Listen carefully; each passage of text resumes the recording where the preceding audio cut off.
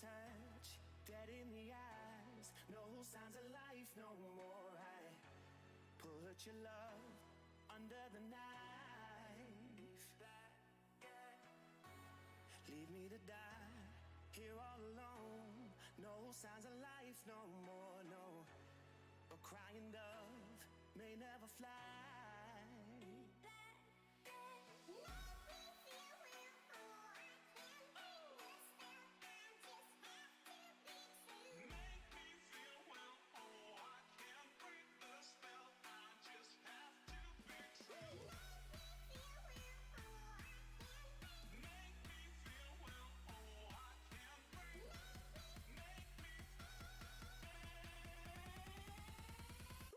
It's black and white.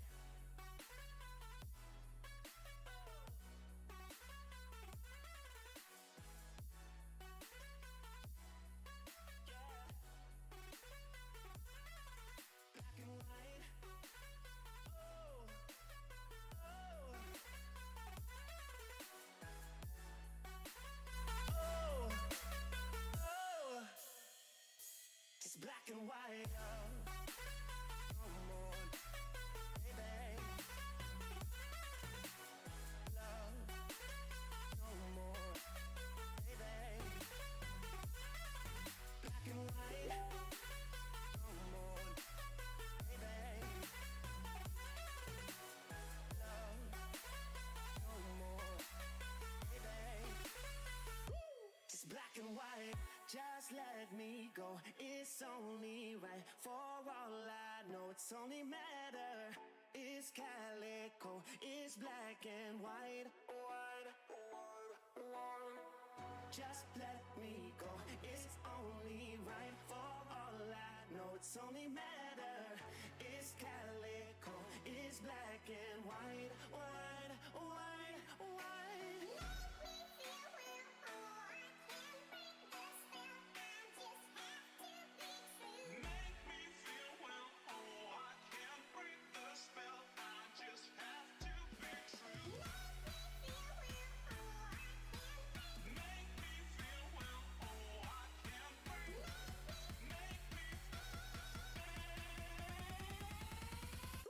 It's black and white.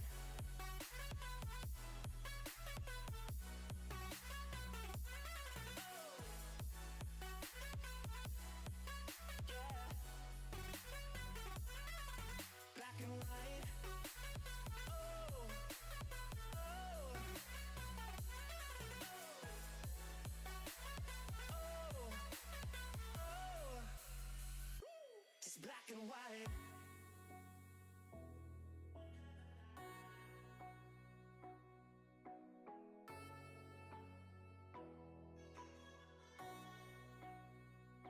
It's black and white.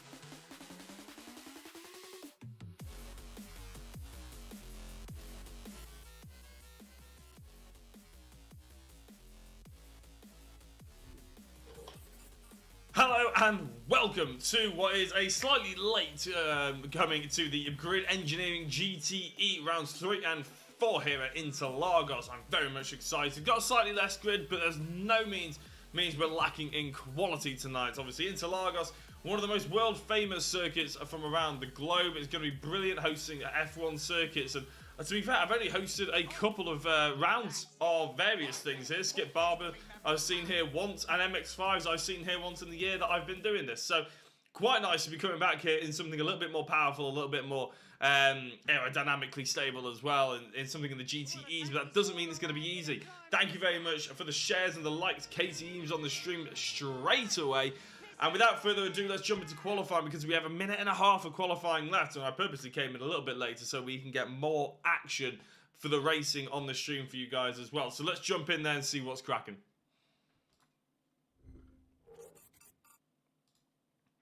So as you can see, we've got a fair few, and I'll just unmute these. There we go. We've got a fair few drivers out there at the moment. Adam Gale on board with Matt Emmons, Matt Acton, top of the timing towers. So some real quick drivers going along. I tell you what, Matt Emmons, he's improved himself somewhat drastically, hasn't he? Here, Matt Hodges though comes in with Solar Sim Racing and goes into second place. So it's a good showing by him so far. But Matt Acton, by far and away, well, it's not surprising, is it? Because the TCE driver was easily one of the classes of the field last time out here at, last time at Silverstone at round 1 of the GRID Engineering GTE League, powered by NXTGEN, of course. We always like to give them a shout out too. This is a NXTGEN official league, but at the end of the day, so it's on their season 20 calendar. And I'm certainly very pleased to be here hosting it for you guys, as well as we normally do for a number of NXTGEN leagues. As I said, it's not that surprising that Matt Acton is at the top of the timing. David Ward, thank you very much for the like. Shame that you're not here, but I'm very much looking forward to covering your race tomorrow. More on that later. And in fact, actually, it's not a 10-minute qualifying session. It's a 20-minute qualifying session. And to be fair, these drivers have actually only put in 3 or 4 laps, and it's quite a long lap here. 1 minute and 30, not quite as long as Silverstone, but that makes me maybe is one of the reasons why we have the extended qualifying. What we don't have compared to the likes of the Porsche, because this runs very similarly to the format that we had at the Porsche PMR Cup that David Ward was actually a part of, as he likes to stream. He actually won it. It wasn't just a part of it, he won the championship. It's a very similar sort of format. So we have a 15-minute sprint race. Well, here, it's a 20-minute sprint race. And then, as Matt Acton goes a little bit straight on into a title, very odd incident, as we had in the Porsche PMR Cup, we had 2 qualifying, but we don't have 2 qualifying here tonight.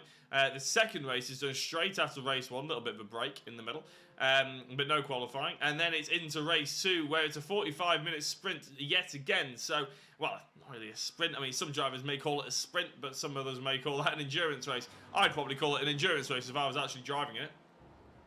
So, a 20-minute race, followed by a 45-minute race in 1 and 2. So, certainly something to give the... you have to bring in with a different setup. You have to come with a different mindset as well between the two of the different disciplines. Considering a difference between a 20 and a 45-minute race is quite drastic. And definitely in terms of setup, the amount of fuel that you may have to put on board, the tyres, how you treat the car. You can maybe put a very aggressive setup on a 20-minute race, whereas you may have to just treat it a little bit nicer, unlike what Matt Emmons is currently doing, coming out to the penultimate corner as through Interlagos there, giving the back end, the good old kick out, something that we saw a few of the F1 cars do today in practice. If anybody was tuning into that, I find F1 practice extremely dull, but because we are starved of any real life racing at the moment, I decided to give it a go and have a quick look at it. And to be fair, it's quite entertaining. Do let me know in the chat who you're supporting, not only in the race that we're having a look at here, but also the F1 as well, because we will probably get on to that as well. So, as I was saying in the Silverstone round, there's quite a nice spread of different cars, and in fact, I think we've may have picked up another Ferrari. In fact, we have. It's not just Kevin Smith in the Ferrari GTE. We also have Tom Delaney. Now, Tom is in 9th place in qualifying at the moment. Though what we have lost, unfortunately, is the Ford. So we have no longer got a Ford, but we have got 2 Ferraris. We've got 2 BMWs. We got 1, 2, 3, 4, 5 Chevys with 1, 2, 3, 4, 5, 6 Porsches. So the Chevys and the Porsches quite evenly distributed, I'd say, throughout this field. At the moment, I'll tell you what, pace-wise, they're quite evenly distributed as well. You've got Matt Acton and Matt Hodges on top, first and second, the front row of the grid so far. They're both in Porsches. Matt Emmons, though, not far behind. In fact, he's only 100th behind Matt Hodges at the moment.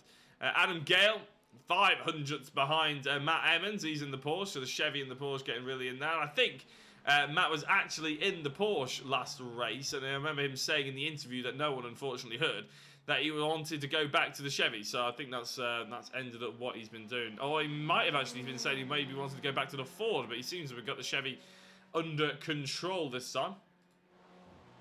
Jean-Frédéric Lietro is a name I'm very much enjoying saying throughout this season. Katie says Emmons and Bland, that's who you're supporting, I'm guessing. It's going to be interesting F1 this season. Lando and Ricciardo going to be up there. Any luck, Russell will be more competitive this season. To be honest, it's hard for Russell not to be any less competitive. If that makes sense. He's so it's hard to not to be more competitive than he was last year. If Williams don't make improvements, then I think they're going to have a lot to answer to be honest, with a lot of the sackings and a lot of the staffing that decisions that they made last year. So with any luck, you're right. Russell may well be back with a little bit more of a bang, and if anybody can get that car with the grid, I'm sure he is the man to do it. And Lando was looking very quick. Ricciardo may be slightly off it, but it is a new team, new car for him and everything like that, so you got to give him a little bit of time. But Lando looks certainly quick to start with, which I'm all about. I'm here for that. I'm here for all of it. The car had an update last week. I think Evans said so. Everyone's struggled in the Corvette. Ooh, yeah, I forgot. iRacing had his week 13 update last week, didn't it? So maybe that was putting a cat amongst the pigeons.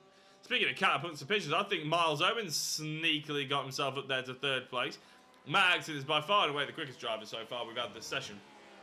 And he's pole position by 0.4 of a second, nearly half a second, with Matt Hodges in 2nd, Miles Owens in 3rd. 0.15 seconds back. Matt Emmons 0.04. Adam Gale 0.01. God, it's getting very close, isn't it? This is what we love to see. We don't want anything with massive second gaps or anything like that. We want to see everything within a second, hopefully. Tom Delaney, as I said before, he is in one of the Ferraris, one of the 2 drivers that's in the Ferraris, and he's currently in 10th place. So he was in 9th, and the next-gen drivers, unfortunately, not quite been able to push himself up there. His SV PMR as well backed is Tom Delaney, and I believe, hopefully, fingers crossed, have sorted out the teams for each driver as well. So with any luck, once we get the grid up and the results and everything like that, we'll be able to get you the right team. Oh, hello! Matt Hodges putting in the first 1.30.8 of the evening. Pretty much a 130.9, but we'll give him the 8 because it's just about inside by 0.02 of a second. Really good lap by Matt Hodges. And in fact, Matt Acton's actually in the pits. And with only 4 minutes to go, is he going to try and get out with some new tyres and set a faster lap time? Matt Emmons is about to come across the line to finish his 7th lap, but he goes wide on potentially, well, there's no potentially about it, it is the most important corner on the entire circuit, because you just flat out for so long now, and it's going to be really difficult for him to make up any amount of time. And in fact, no, he's jumping into the pits, so maybe these drivers trying to get a last dash pit lane there. Chance to maybe get some new tyres on. I'm not sure really. It's going to be very tight if they want to try and get back out there and set a lap time. They've only got 3 minutes to do it. It's a 1:30 flying lap. So fingers crossed they'll be able to get it done. Now Matt, who's on our screens right now, he did actually come in for an interview last time out. And if anybody was actually listening to the stream, you'll notice that he wasn't actually able to be heard, which is a big shame. So yeah, it's a bit of a gutting one, that one, to be honest, for not only me, but Matt Emmons as well, because he had a pretty terrible 45-minute feature race, but then he decided that he was going to come into the interview waiting room, and, well, I persuaded him in, and after everything, he couldn't actually be heard, which was really annoying, and I do realise my fault right at the end of it all, which is a big shame. So he said if there's an opportunity, he'll try and do it this time around. We just had an improvement for someone. It was Sivertson, who's just come into 4th place. Matt Emmons has come out to try and set another lap, and Matt Acton has as well. So maybe we'll go on board. I think this is Acton's outlap. But as soon as he tries to come across the line, where is he? He's only going through the first corner now. So, yeah, Sector 1 has been completed. It's 6 minute 38 Sector 1. He really didn't decide to go back out after the 10-minute mark, really. He thought he had the pole position done and dusted, and in came Matt Hodges to try and take his pole. So as Matt is on his outlap, we'll keep with him, and we'll hopefully go on board as well to try and get a lap of Interlagos with one of the fastest drivers around. I'm sure these drivers will be competing in the Sebring 12 hours as well. So hopefully if we get a chat to any of these guys, they'll be able to fill us in with what they've got cracking. And in the 45-minute feature race as well, I've actually got some information on these drivers, which is nice, because sometimes without any sort of information or driver profiles, it's a bit difficult to sort of fill maybe some of the dead space. But certainly an interview with someone always helps. But as we're going to go on to a flying lap with Matt Acton, we'll just go on board with him. Whilst we do that, and just turn the sound down a little bit as he goes across the start-finish line, diving towards the apex of the first corner, and he's missed it. Oh, and Matt Acton misses the opportunity to go into pole position by, well, it didn't. It was never really there, was it? It never really came to fruition, and that wasn't the button I meant to press. So Miles Owens then, what's he got up his sleeve? He is quick in Sector 1, he is quick in Sector 2. He needs to be quite a lot quicker to try and catch up any of these guys in the front of him. But it is Matt Acton in 2nd place, and Miles Owens in the TCE cars are 2nd and 3rd at the moment. And those of you who watched the Pure GT stream on Wednesday will be pleased to know I've got my timing screens working. What you'll probably not be too impressed to know, though, is I have absolutely no idea what was wrong with them. I just turned it on today and it seemed to be working. So, fingers crossed it stays that way. Thomas Delaney comes across the line with a 1:31.6. A fantastic lap by him. Puts him into 3rd place. But Miles Owens, who is setting not only green sectors, but purple sector in the 4th one as well. What can Miles Owens bring us at the first of these qualifyings here at Interlagos? And it is up to 3rd. So Thomas Delaney, he was up to 3rd for only about 20 seconds until Owens comes across the line and snatches it away from him. I believe it was Ian Crosby who was in the Ford last time out. And well, you can probably guess by the fact that he's got Specsavers all over the car. Mark Sykes, thank you very much for the like on the stream. You can probably guess by the fact that Crosby's got Specsavers all over his car what team he's driving for, and apparently it's Specsavers Home Visit. And I'm sure, well, he's put himself in 8th place, so at least if you're going to be getting a home visit by Crosby, he will get there pretty quickly at least, so there's always that. I think these drivers just have a couple of seconds, a couple of minutes to try and finish off the lap they're on. Crosby doesn't look like he's really pushing the car all that much. I don't know if that's... he really doesn't, so hopefully he'll just peel off. Paul Scott's out there at the moment as well. He looks like he's pushing a little bit harder, doesn't he, in the BMW? So hard. In fact, he's gone straight off. Kev Smith, thank you very much for the like on the stream. And sorry that it went up a little bit late, so all these guys were actually qualifying while I was trying to get the stream up. But as Paul Scott goes off and straight into a tyre wall, it is only Ian Crosby we're waiting for, and he's doing a very good job of sort of giving us a little bit of a tour of Interlagos. My beautiful circuit as well. Thank you very much, Matt Emmons, on the stream. Sorry it was a bit late, mate. Hopefully we get interviews all working as well this time around. And as Mr. Crosby comes into the pits, it will be time for the race results. So we'll shoot to the scenic, maybe put some music on in the background, and let's get ready for some racing. I hope everybody's looking forward to this just as much as I am.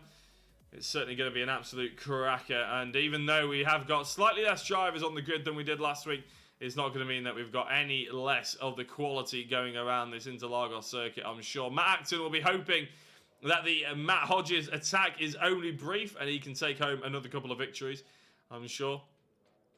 But as we're just waiting for the session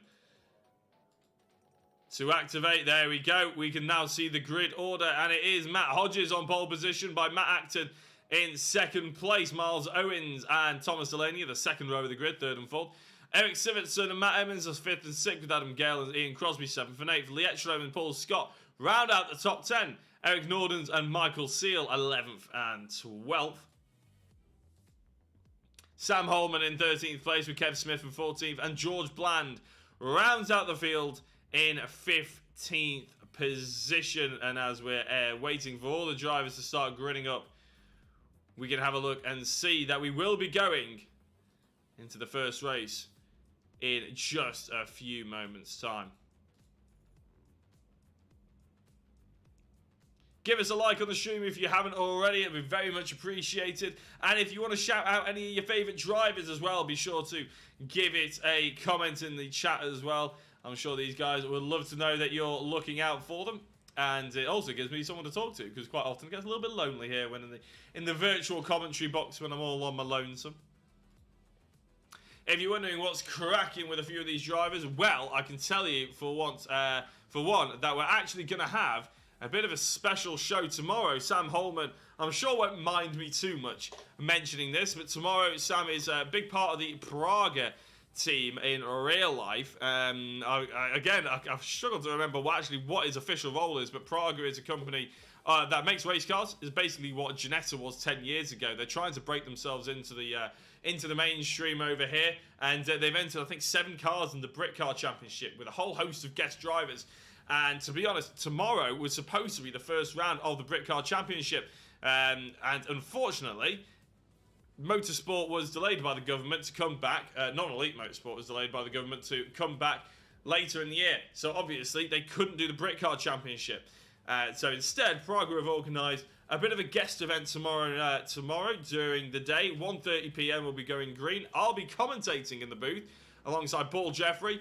And it was organised by Sam Holman with a whole host of really good drivers as well. Jim Broadbent's there, Charlie Martin's in it as well, and a load of others that are just off the top of my head I can't quite think, because we're about to get underway in this specific race. I'm doing the 12 hours Sebring tomorrow, says Matt Evans. Yeah, apparently that's taken a lot of people's time up. I was supposed to be doing a NASCAR Charlotte 600 on the Sunday, but unfortunately it got cancelled because of the amount of people that wanted to do the Sebring event instead, and iRacing released the event a little bit late, so everybody sort of jumped ship on the NASCAR and decided to go and do that instead.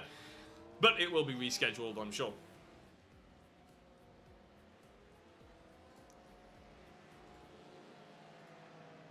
So as we round out a few of the final corners, it will be Matt Hodges who is on pole, even though it's say Matt Acton ahead. That's just because of the rolling start.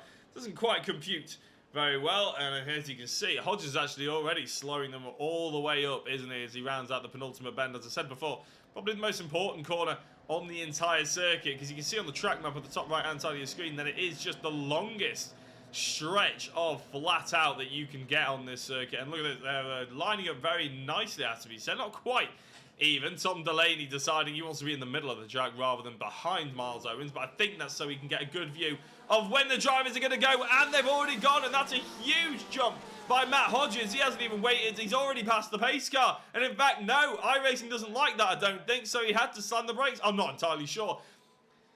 Let's go for race 1 of the evening then. It's a 20-minute sprint race, and I think Matt Hodges slammed the brakes on and let Matt Acton back a little bit.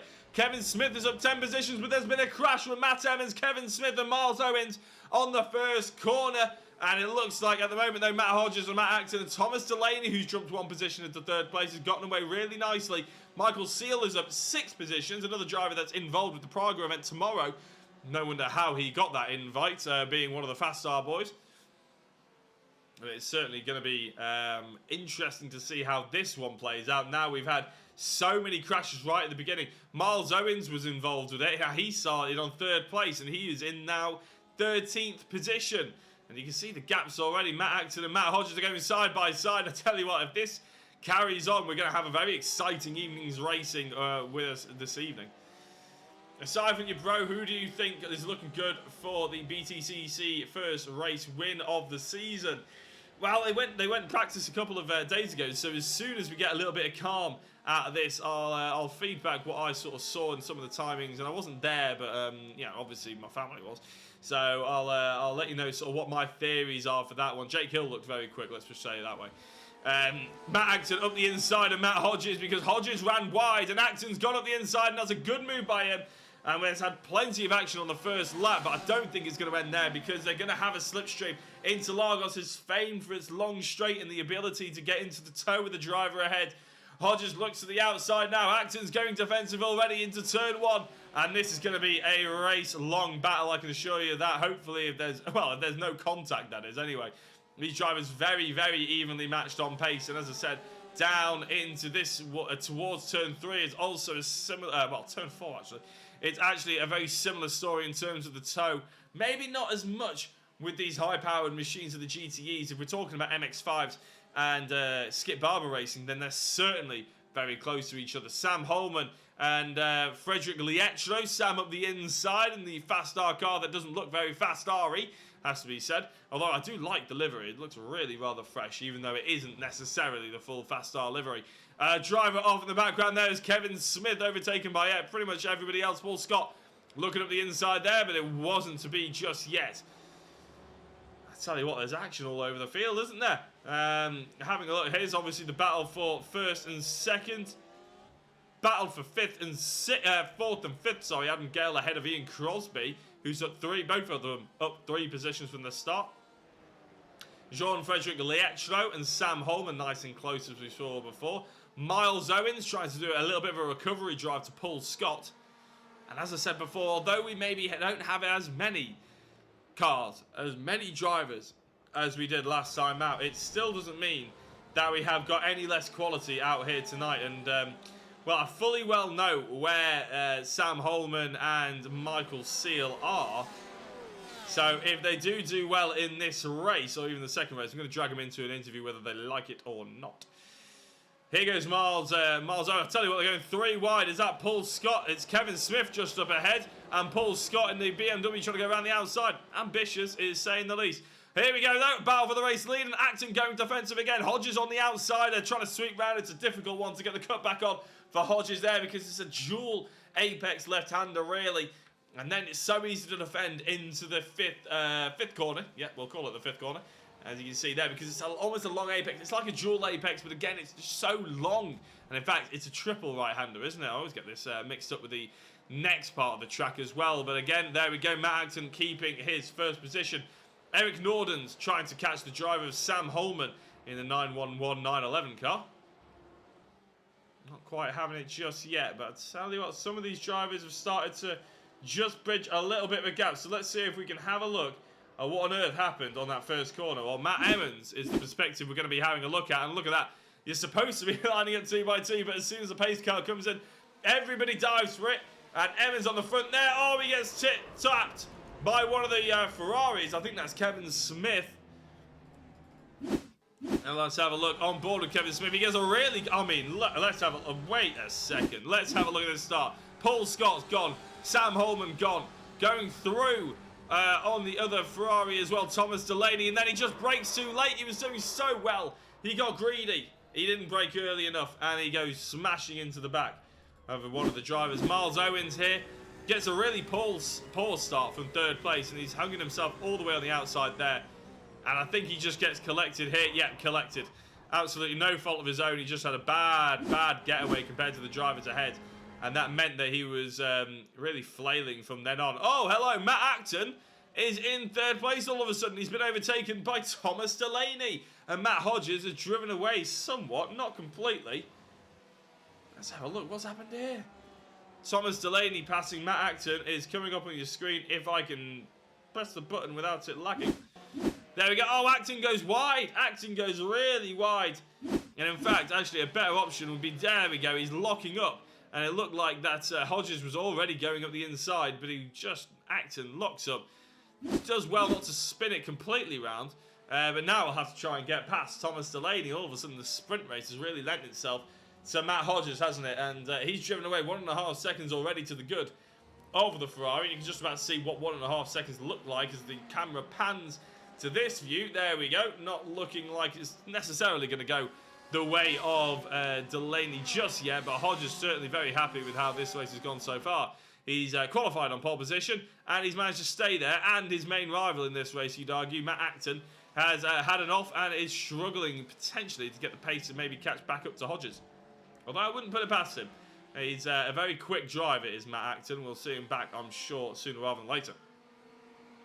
To follow up on your question, Katie, and aside from you, bro, who is you thinking looking good for the first race win of the season? I have to say, as I said, I wasn't there at Brands Hatch on sort of an unofficial test that they had the other night, or the other day, a couple of days. But Tom was looking and driving pretty well, I heard. So, but you said aside from him, Jake Hill looking very strong.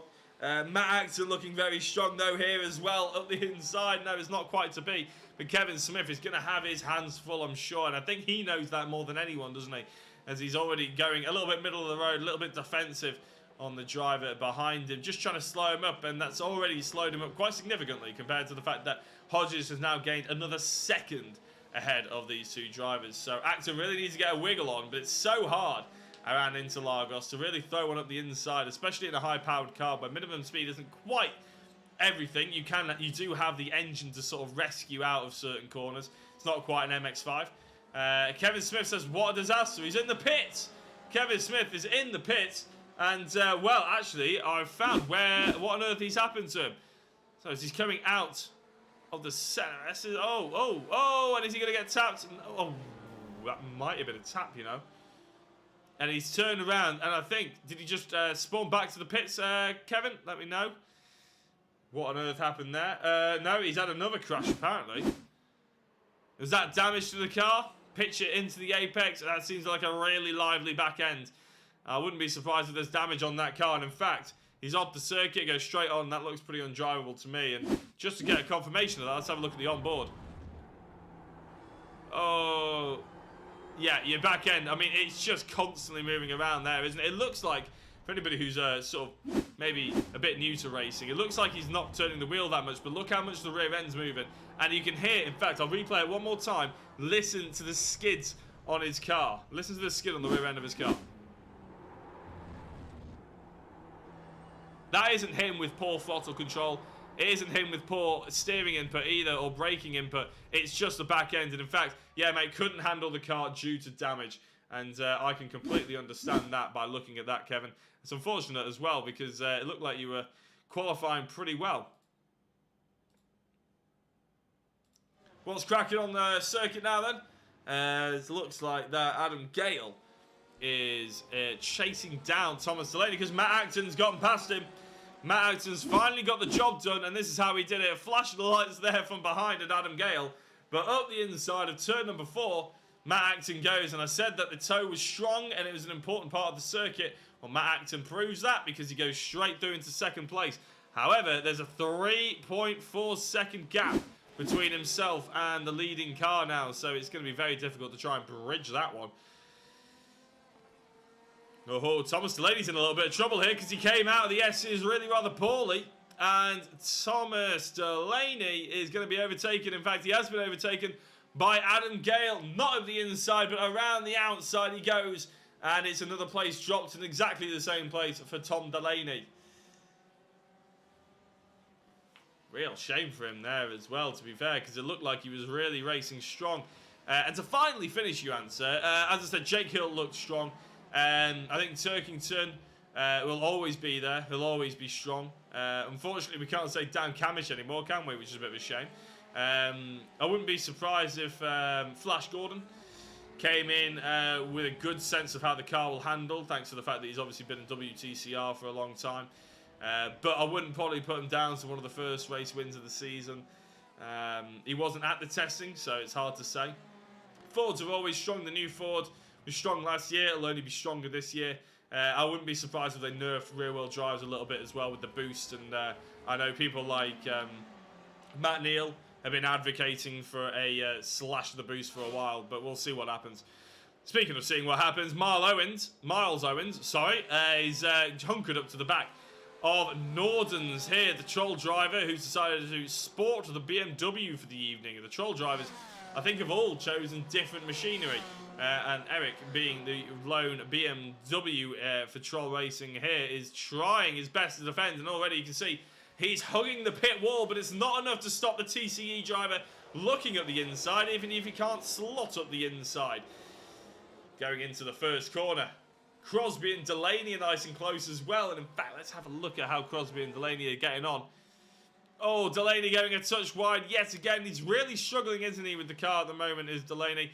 Owens going outside on the BMW, though, and it's not to be. It's not to be yet. It's a difficult situation that Miles has got himself in for at the moment. Because that BMW is looking mighty big. Oh, though, having said that, as he's squeezing that, would be a hell of a move if it worked. There wasn't really much of a gap. I mean, don't get me wrong, there was a gap. But it's always dangerous trying to slide at the inside there. You put a lot of faith in the driver ahead, and obviously Miles maybe didn't quite have the faith in Eric there, but he's missed the apex as the BMW, and that's given the Porsche the opportunity to slot up the inside. No, not quite. He's making, I wouldn't say a meal of this so far, but he's struggling to get the Porsche turned in and committed to the corner and committed to the move in the way that he's hoping for. We'll see if he can get any better. I'm sure he'll try. Oh, that didn't mean to come up. And in fact, no, it's actually going to be Paul Scott to make the offensive move on Owens now. And in fact, the BMW's got past him, you know, just going before the pit straight, or before the pit entrance, going into the first corner. The BMW is nicely ahead of the Porsche. So, even though Miles was trying to overtake one BMW, who's been overtaken by the other BMW.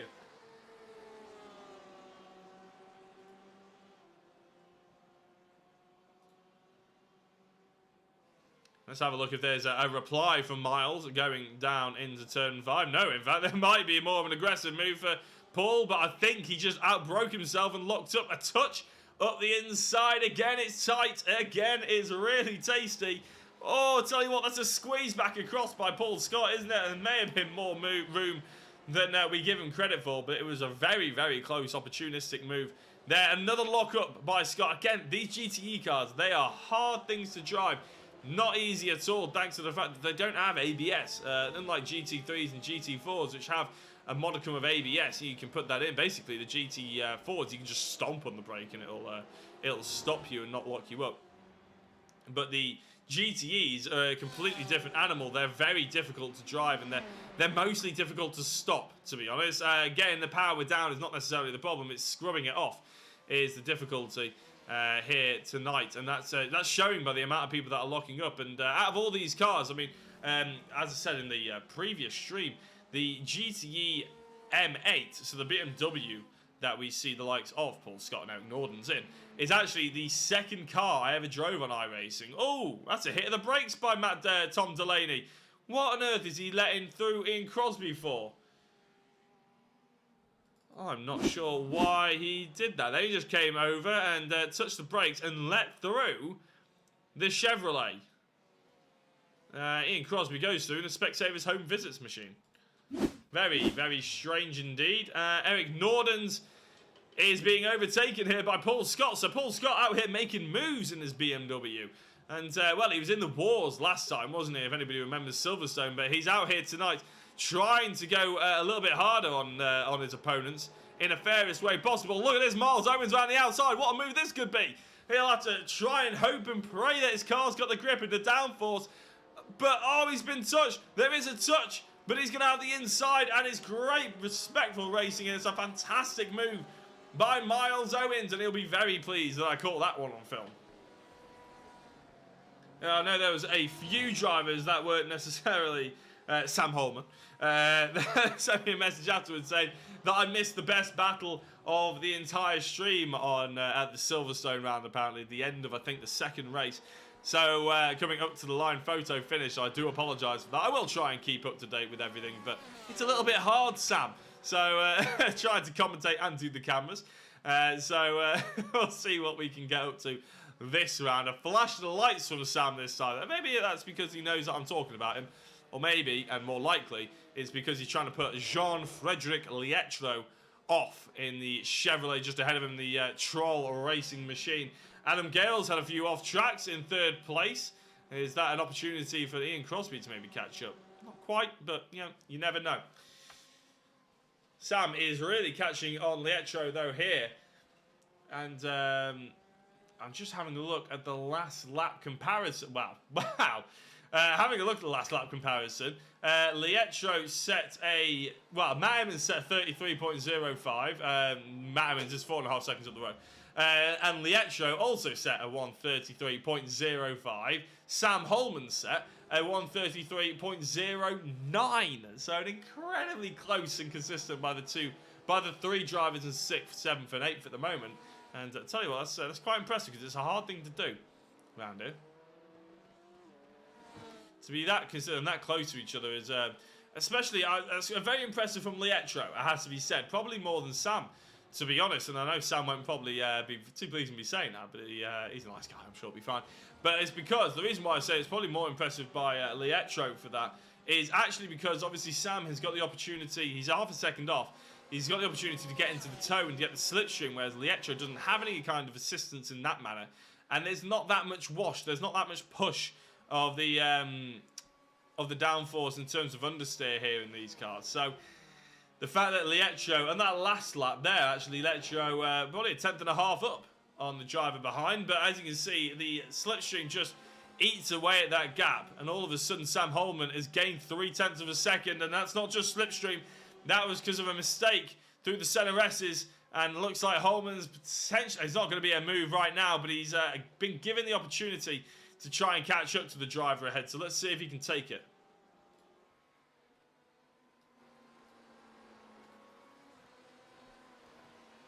As I said, Adam Gale did have an off-track before. Let's see, have a quick look what the Fast Star driver got up to. He's gone wide there, and I think that was all it was. So no surprise that he hasn't lost that much space.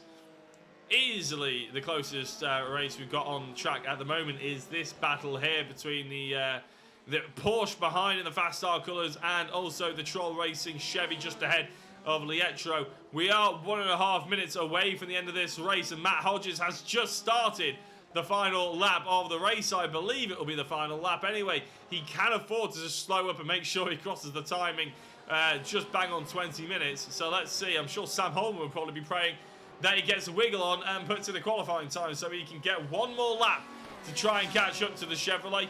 Into the slipstream, you can see 0.4 of a second it was. It's coming down. It's now 3.5 of a second to the Chevy in front. A flash of the lights again. It doesn't seem to be working for Sam, but he's still trying to give it all he can to try and catch up to Lietro, but it's not quite happening for him at the moment. We'll keep on board, all the way and down into turn number 5, because within 0.3 of a second, it's the best opportunity for Holman's probably going to get, unless there's a mistake from Lietro going through the corner. He looks up the inside to try and fill the mirrors, but it's not happening for him at the moment. A miss of the apex from Lietro, though, means it may well have put him off. And I think Holman's going to have the position. He has got the position.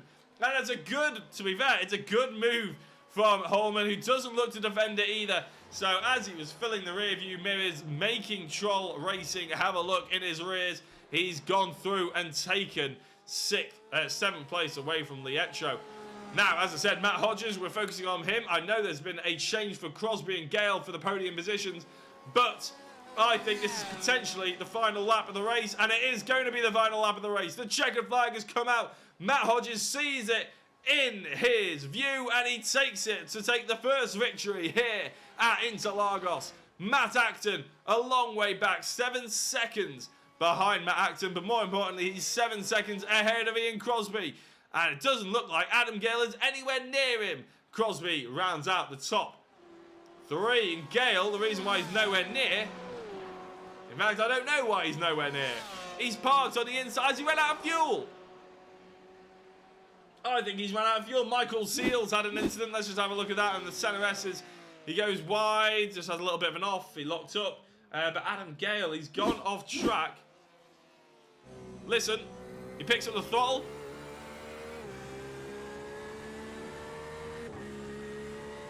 No, that's not it, is it? Where is?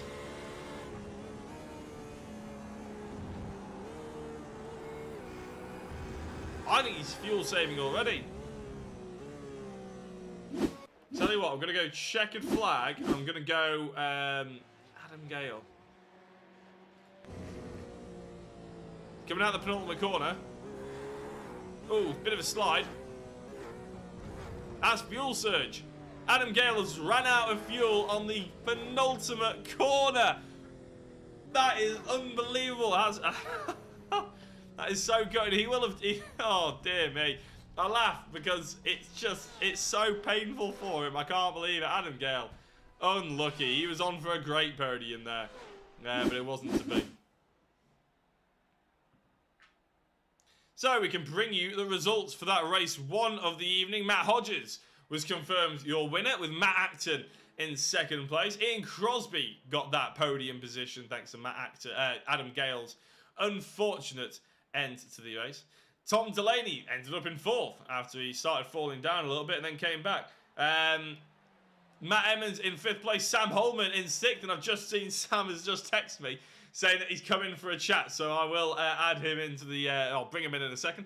Lietro ended up in seventh place. I'm sure Sam's probably chat will be mainly about the amazing move that he made on Lietro.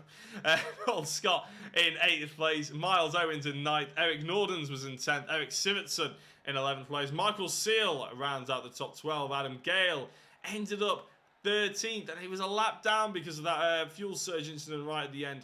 Kevin Smith was all the way down in 14th place, 10 laps down, and George Bland was in 15th, and that is absolutely gutting for Adam Gale. I can't believe it. That's really a bit of a shame. But let's see who we've got in the interview waiting room here. And in fact, I think, Sam Holman is in the iRacing General, so I'm going to bring him in to have a chat to us at the moment. And Sam, you're now in the comms box.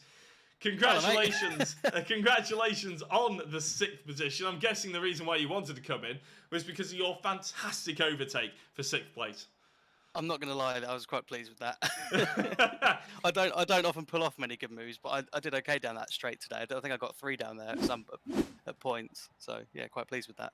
I was going to say, talk us through your race then, because it was a bit of a messy start, I think it's safe to say, wasn't it, going into the first corner? I don't know where I think I was P13 or so. I was down the back, 13, 15, something like that. And I was expecting everyone to sort of take off, and it just the safety car didn't pull in till late. And then all of a sudden the lights sort of went green and everyone accelerated. Then there was carnage in front. Then I was told that I'd obviously jump the start. And then the person that I had to get behind wouldn't come past. So just sort of took a second to get my head down. But yeah, after that, I mean, I only downloaded the track about an hour ago, and I was having trouble with my screens right up until about 10 minutes before practice. So I've not driven this track on iRacing at all before, so I wasn't hoping for much, really. Yeah, it's all been a bit last minute this year. I counted 2 excuses there, so yeah, you're getting it in early for tomorrow, aren't you? we haven't even started page 2 of the excuses yet, mate. It's just the first 2 bullet points. Well, I mean, it was a good move. We did catch it this time, because I remember you. I mentioned it on the stream, but last week, if anybody didn't catch what I was saying in the race last week, Sam, you actually texted me, didn't you? Because you weren't very impressed with the fact that I didn't get your Silverstone finish right at the end there. It was more that I didn't get it myself, because I was chatting to Michael afterwards, and I think I got lost in the communication, but I said, was it on the stream? And he went, yeah. I went, okay, I won't bother saving it then. I went back through it. I was like, oh no, I wanted to watch it again. So it was more anger at myself for not doing it. But yeah, it was a good finish. I can't remember who it was now that I was racing against, but yeah, it was a good battle between 3 of us.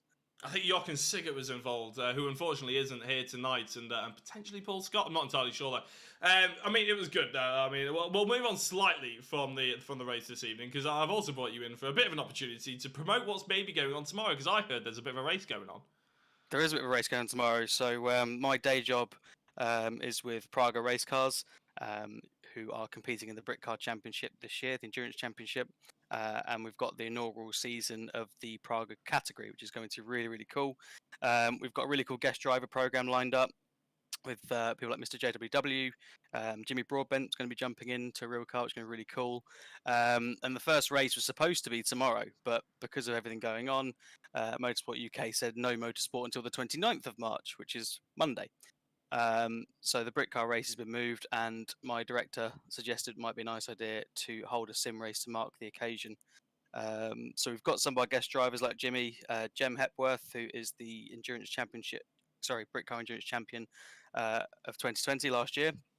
We've got Charlie Martin, who obviously races in Nürburgring 24, keen sim racer as well.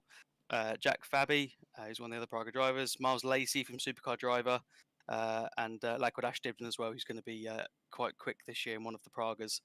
and a whole host of other people as well. So we're going to broadcast it live from 1 o'clock on YouTube.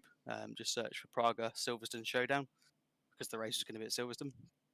And yeah, should be a good little broadcast. So everyone's really excited. Everyone's been on the server tonight practicing and having a chat on Discord, getting to know each other. So yeah, it should be really good fun. And the factory in Prague where the cars are made and headquartered are really excited about it as well. So if you've got a bit of a lazy Saturday planned and fancy a bit of fun racing, then yeah, come and give us a watch.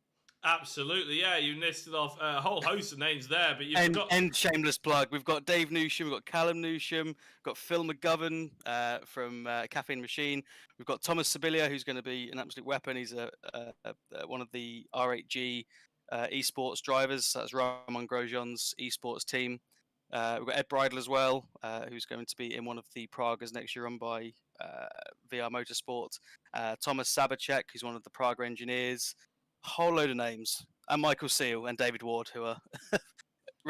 I don't know. Dave's not racing tonight, but Michael is. So How on earth have they squeezed into all that? I don't know. I just thought I'd squeeze him in. Why not?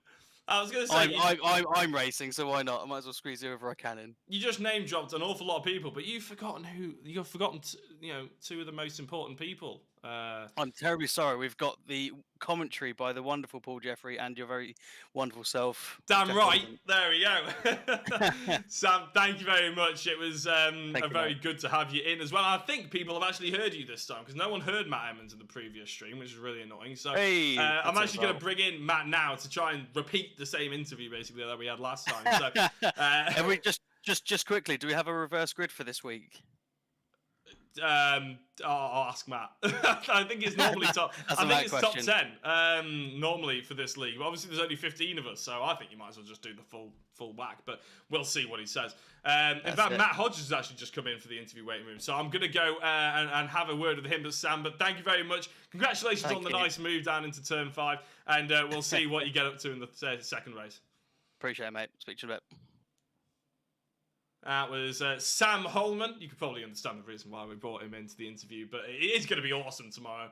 I'm very much looking forward. Easily one of my highlights of the year already, and it's only March, so I'm very much looking forward to the Praga event. We're going to bring in Matt Hodges now as well, and we'll see if I can just figure out where on earth he is. Matt Hodges, you're in the commentary box. Thank you very much for joining me this evening, and congratulations on that race victory. Thank you very much. A bit of a sketchy start for me. I'd mistimed the pace car slightly, and I was in a bit of a quandary as to quite what to do, which may have caused a little bit of kerfuffle at the start, or box people up at least. But I hope it all went okay. And I was hoping he was going to be a bit further up the pit lane, but I'm not quite sure where you can pass him. I was going to say a kerfuffle is probably putting it lightly. We're having a look at the replays now, and apart from you and Matt Acton, the rest of the field are at least 4 cars wide going over the start-finish line. So, and we just my apologies for that. I send them now because it was a miscalculation, and I hoped everyone would be okay, and I just wasn't sure what to do. So, and yeah, I put my foot down. I thought, well, if I can have a black flag, but.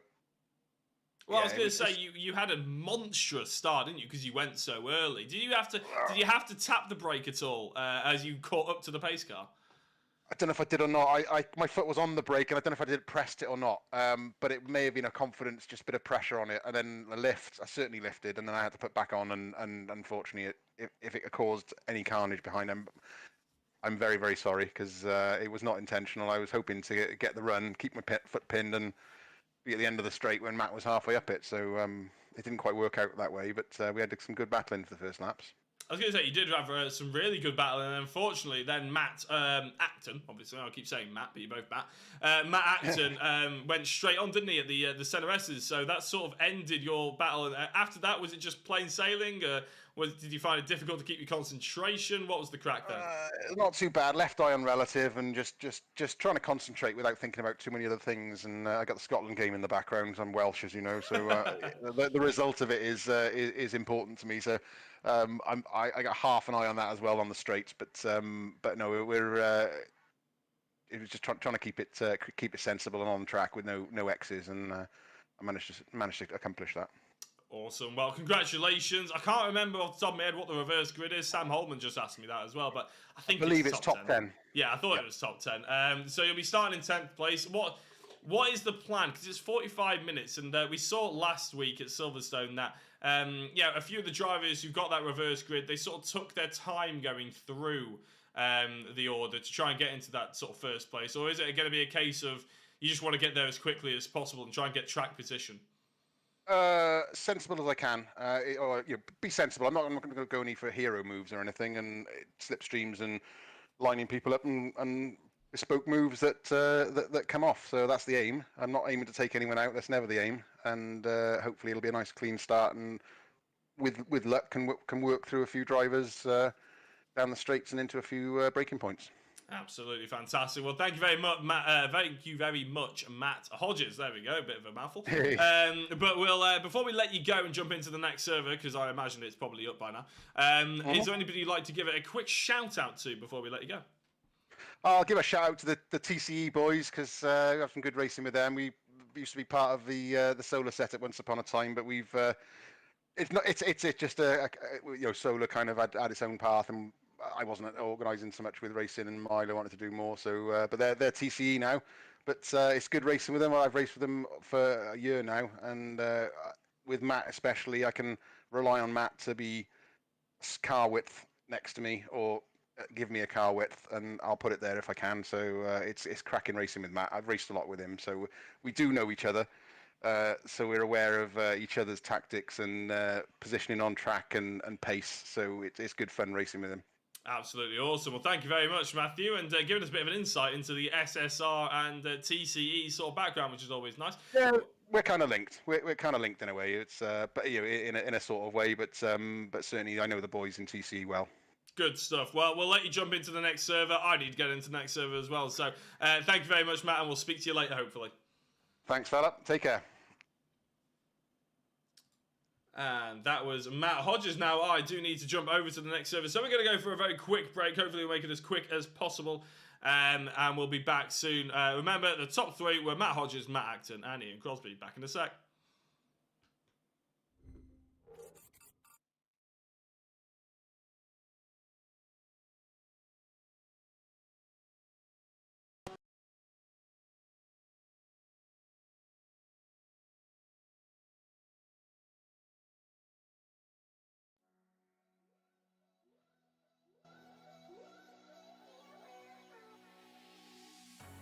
Cold at the touch, dead in the eyes, no signs of life no more. I put your love under the knife.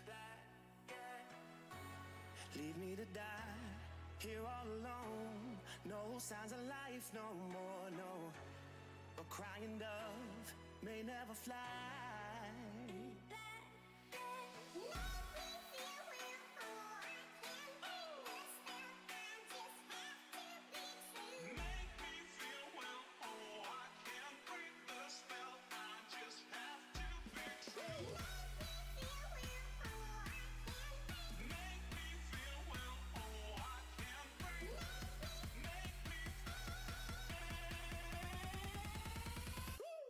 Black and white.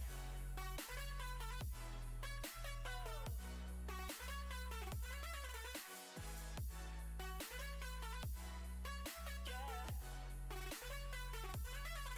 Black and white. Oh. Oh.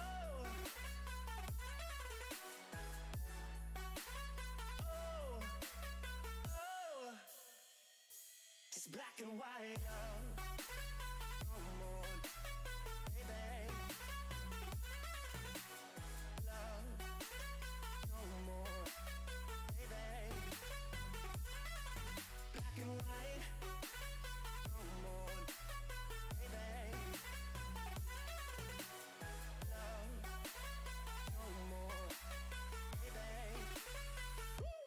Black and white, just let me go. It's only right. For all I know, it's only matter. It's calico, it's black and white. Just let me go. It's only right. For all I know, it's only matter. It's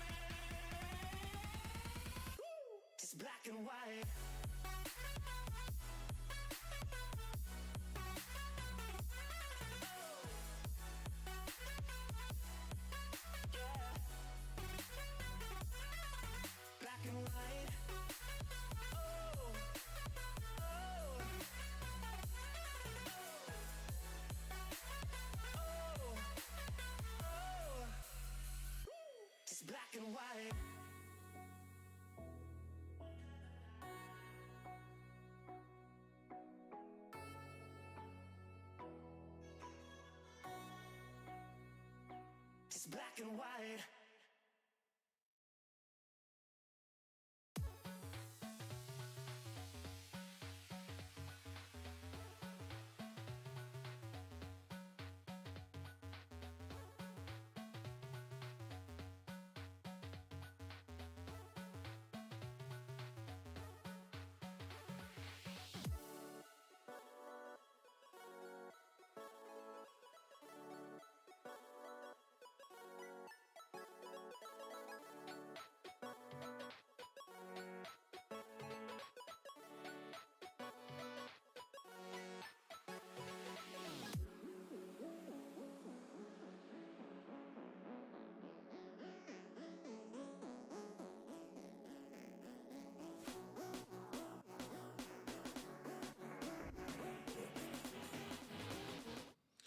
Hello everyone and welcome back. It's always a little bit difficult for me to jump in straight away, but we are gridding for the second race of this evening, and not only gridding, we are grinning from ear to ear after the anticipation of having 45 minutes of what was a fantastic 20-minute race. So if we can have double that, I'm all for it, to be honest. Eric Norden's is starting on pole position. In fact, no, why am I doing it this way? Let's do it this way. Eric Norden's on pole position with Miles Owens in second place. Paul Scott is in third with Jean Lietro in fourth. Sam Holman is in fifth with Matt Emmons in sixth. Tom Delaney, seventh place with Ian Crosby in eighth, and Matt Acton in ninth. And Matt Hodges is rounding out the top 10. Top 10 reverse. Good, remember. Eric Sivertson and Michael Seal are 11th and 12th. And then, right at the back, it's Adam Gale, who unfortunately ran out of fuel right at the end of his race one, after he was running in third place for nearly the entirety. Kevin Smith is in 14th, and George Bland in 15th. And as the safety car is starting to pull them around the last half of this circuit, let's hope and pray that they actually manage to start this one without too many dramas. Matt Hodges obviously came into the interview room and apologised for potentially going a little bit too early and halting a whole host of drivers' progress through, which is a bit of a shame. But with any luck, you know, no sort of big crashes will occur or anything like that, and they'll remember that they have to maybe wait a little bit longer before they can actually put the power down. Ended up catching the safety car. That's the problem they have. So as they round out the penultimate corner, which is the one that's coming next, it's you know, you sort of hold everybody up as Eric Norden's is about to do. The safety car goes off, but it's such a long wait until the safety car is actually in the pit. It's like right at the end of the start-finish. Well, right at the end of what feels like the fastest part of the circuit. So as they start to slow up now, you'll see the safety car pull away in a couple of minutes, but it was about now, to be honest, that Hodges decided to throw the power down and really accelerate away, and he just caught right into the back of the safety car and almost got a black flag and caused a lot of other people to potentially get a black flag as well. So a bit of a shame for him there. But as the safety car peels into the pits, really late there, you can see what they mean. Norden's is the driver that is holding the crew here, and he's now put the power down in the BMW M Motorsport machine, and it's a good start by Norden's. Owens in second place will be hoping for a bit of a better fight of it than the last time round. He's launching himself over that first curb. Paul Scott in third, and everybody else has changed position. We've had no major incidents, although Crosby has lost 4 places, down to 12th place from 8th. And just up ahead, look at this, they're going side by side is Michael Seal, and in fact more of them are going side by side. Sam Holman at the inside of Paul Scott to make it 2 places gained into third. It's a good start by him. Paul just dropping slightly down. Matt Acton carving his way through the field, or trying to anyway. He's in 6th place at the moment, but just up ahead is Tom Delaney in the SV PMR Motorsport machine, trying to get through. Oh, there's contact between Holman and Paul Scott. Contact there on the first lap, unfortunately. Tom Delaney just about gets through, but Paul Scott is now going. Sam Holman is coming across. He's in 12th place now. Adam Gale is looking the wrong way as well. Don't know what's happened to him. Maybe he was involved in that little skirmish. George Bland is nowhere. I have no idea where George Bland is. But I can tell you that, come on. Something's happening here.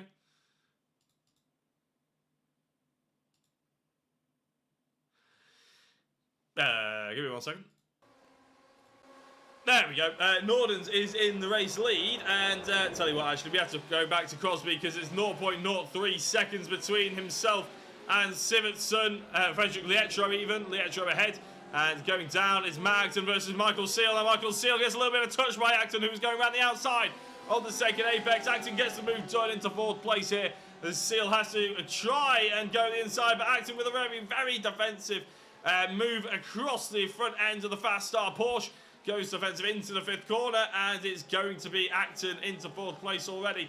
I have to say, where is our race winner? Matt Hodges, he's in the pits. He's out. He hasn't even started the race, so I'm not sure what's happened to Matt Hodges here. Internet dropout for George. George Bland gets an internet dropout, which is really gutting. But Matt Hodges is absolutely nowhere. He's literally, like, he's in the server, but he hasn't started this race.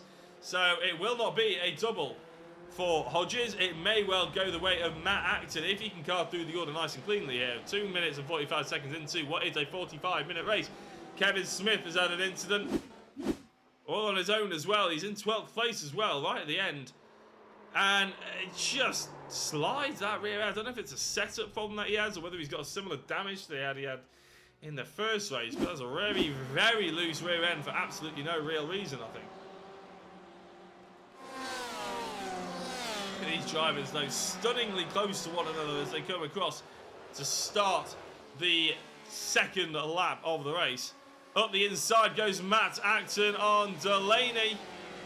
Or maybe it's just to try and show him the door, that the door was open, and just try and put him off a little bit. But it's a bit of a shame. I mean, it's a bit gutting, to be honest, that we've had so many people dropping out already of this race. George Bland and Matt Hodges. Don't know what the fast repair situation is like. Crosby looking up the inside of Michael Seal there. Wasn't having it any other way, but there we go. Matt Acton up the inside. It's a difficult move to make if you don't get the squeeze. And there's contact because there always is as they do that move. And Acton gets loose as well and goes down the hill, trying to regain his positions. He's up the inside of Matt Emmons. But Acton there, he's clearly not trying. He's trying to get through as quickly as possible. I don't think he really needs to as much. Only less than 5 minutes into this first race, but first and second have really just pulled away 6 seconds ahead. Nordens and Owens ahead of Thomas Delaney, who's at the front of this rather feisty-looking pack, it has to be said. And let's have a look at how Matt Acton went off the circuit there. Oh, Sivertson goes wide. Rejoins the circuit now, but that's gifted another place back to a whole host of drivers. So as Matt Acton goes off here, he had touches with Delaney, didn't he? Not Delaney, sorry, the Porsche. Oh, it was Delaney. I thought Delaney was in a Ferrari. He switched cars. No wonder he messed. He sort of mixed me up there.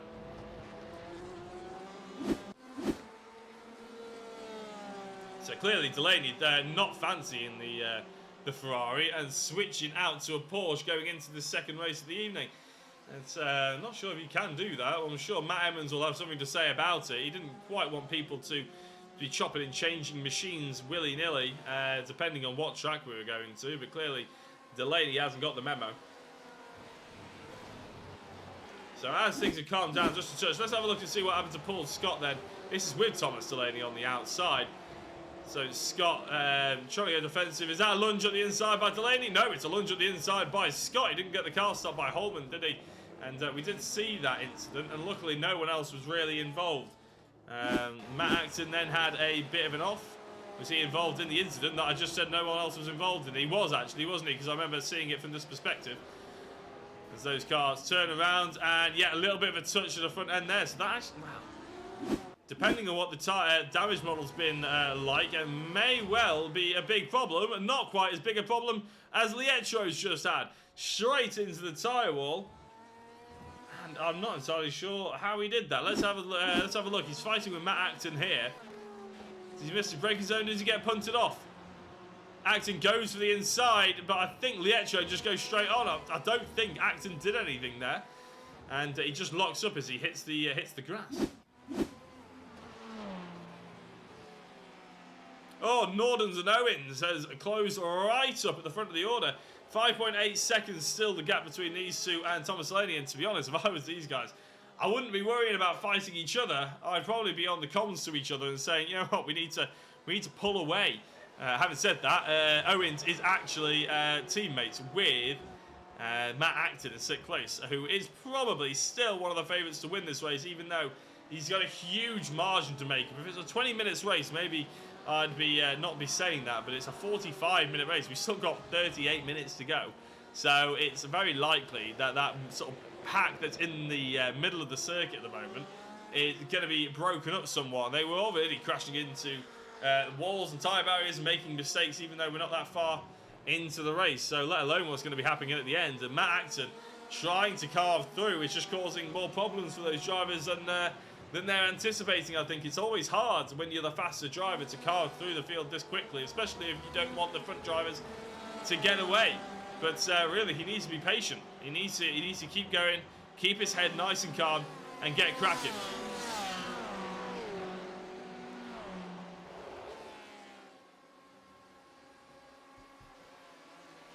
Oh, the inside, by the looks of it, goes. Sorry, Michael Seal defending on the inside there. It wasn't a move on Crosby. It was a defensive drive, defensive manoeuvre by Seal. And it's amazing. Oh, Owens has got through on Nordens, but it's going down towards turn 5, because of course it is. And Owens has got through it. It's not a sad sight to see that TCE car at the front of the order, but it's not the usual suspect of Matt Acton. No, it's actually Acton going through on Crosby now. Up the inside of the second apex of turn number 5, but it's going to be a difficult move for him if he's trying to try and keep the move around the outside. A lot of momentum needed here, but it's no worries for him. Matt Emmons looking for an outside sniff as well, and Michael Seal's gone very wide in towards the corner. Emmons hasn't been able to pull that move off though, and so he's still where he was in 7th position. Seal is going to have to do an awful lot of defensive driving now, isn't he? He was trying to take the optimal racing line, I think, by going a little bit wider, but now if he leaves that sort of door open, it's going to be very dangerous for him to try and crack on with Acton just behind him. And honestly, Crosby as well. I mean, Crosby did get a podium position in that first race, and although, you know, maybe Adam Gale could probably argue that he deserved it more, he didn't fuel the car completely up, so it's a bit of a shame for him, but it is what it is. Yeah, he's no slow chicken, is Crosby is where I'm getting at. Acton is actually defending from Crosby to just reiterate my point. Crosby trying to make moves, but making a driver of the speed of Matt slow down somewhat. So, yeah, big shame there.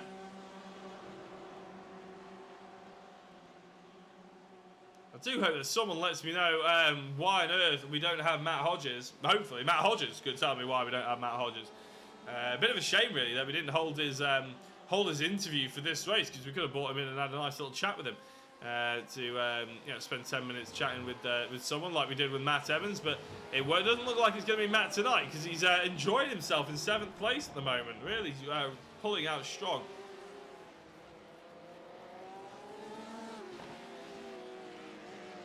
This mid-pack getting a right good deal for their money, aren't they? I mean, it's a free-to-race event, don't get me wrong, but free-to-race league, sorry.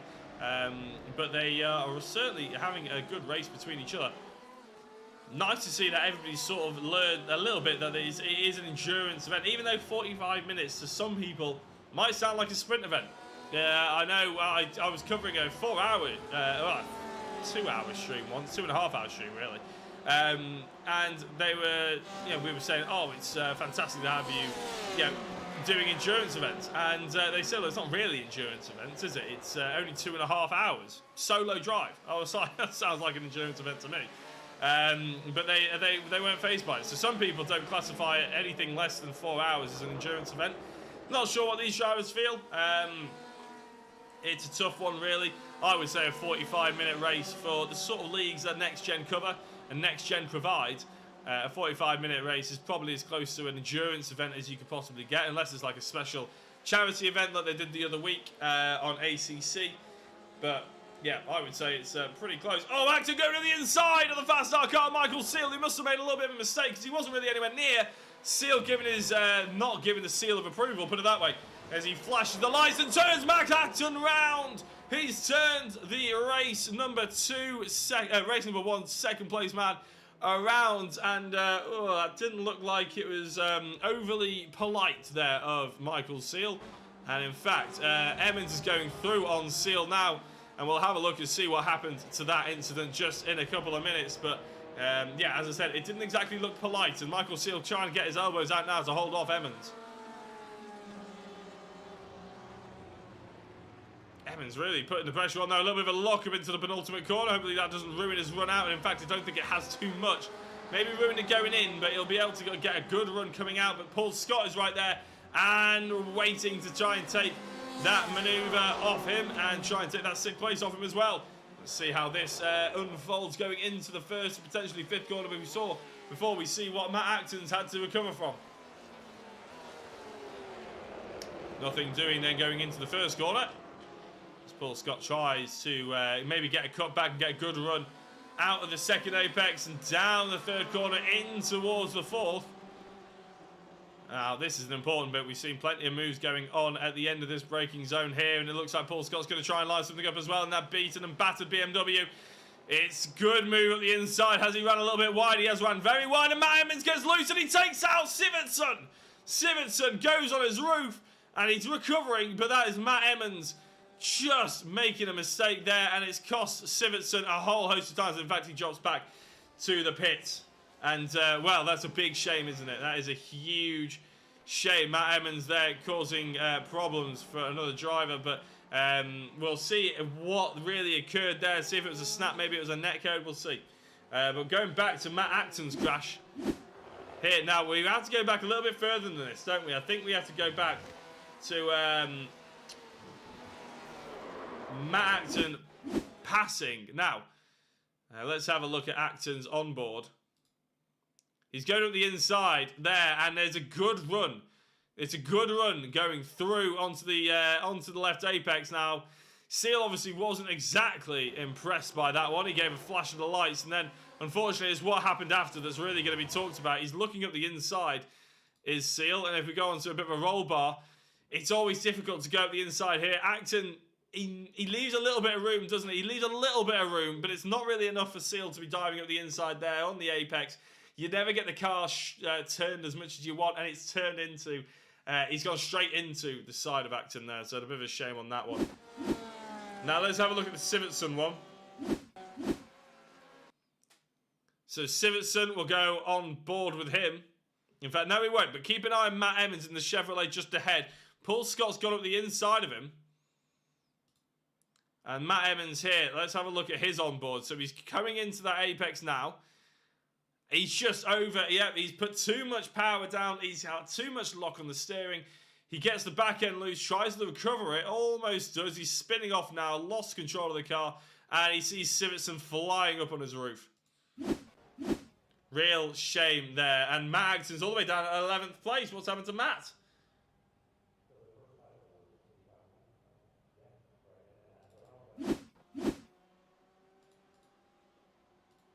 I can't see what's happening. I think Matt Acton is disconnected. I think Matt Acton has disconnected. I think he's had enough. I can't seem to find him, so I believe Matt Acton has had enough, and for some reason I can't find my TV cameras. There we go, Thomas Delaney and Ian Crosby going side by side. I think Delaney knew that was one was coming. But Crosby goes wide. He gets the second apex. It almost looked like he ran too wide. We got the second apex there, and carries on his journey through in the top 3 again. So it's Owens, Nordens, Crosby, Delaney, Seal, the top 5. Paul Scott in 6th place, Emmons 7th, Holman 8th, 9th, Lietro. And rounding out the top 10, and the only drivers, I believe, who are on the lead lap is Kevin Smith. Adam Gale is still going, but he's currently, well, he's not been lapped, put it that way, but he is yet to start the 11th lap. The 10th lap, sorry.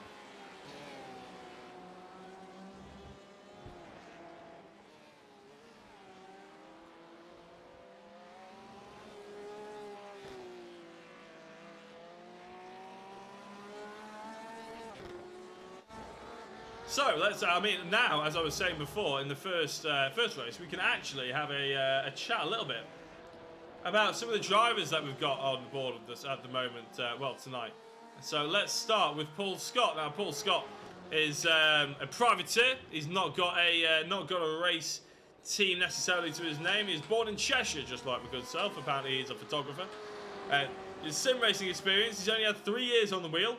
He's done 4 of the 24-hour races and 2 of the 12-hour Bathurst races. So, a fairly experienced sim racer, has to be said, especially for someone who's real-life racing experience. He's listed down here as the M6 motorway, and maybe some of his driving is accustomed to that. I mean, it's no surprise that he's in a BMW if he sees the M6 as a racetrack on that outside lane, I'm sure. Apparently his favourite real-life race and series / drivers is the 24 Hours of Spa. Best race in the world. Now, I've had anybody out there who's watched the 24 Hours of Spa will probably come to agree with him there, to be honest. It's the Nürburgring, I find, is a little bit too much. I'm not a massive fan of the Nürburgring in general. So it's nice that obviously Spa, a nice big circuit, historic circuit at that as well. I'd probably go along with him there, to be honest. Look at the gap here, though, between Crosby and Nordens. Third place man Crosby's really putting in some fantastic times. In that last lap alone, he was 3 seconds quicker than Nordens. However, that wasn't necessarily because Crosby was flying. I think it's more the fact that Nordens was struggling a little bit. Because he was... well, he was 3 seconds off Miles Owens as well, who he didn't look that slow compared to when he was fighting for the lead of this race. And it looks like Crosby's going up the inside and using the toe. Thought he was going into the pits then. That would have been an ambitious way of overtaking someone. And it looks like, yep, Crosby's got his nose ahead and got it nice, signed, sealed, and delivered. Speaking of sealed, Paul Scott is all over the back of him. And this could be a problem for Michael Seal, who obviously saw a little bit of red potentially earlier on in this race, and now he's got one of the BMWs hunkered up behind.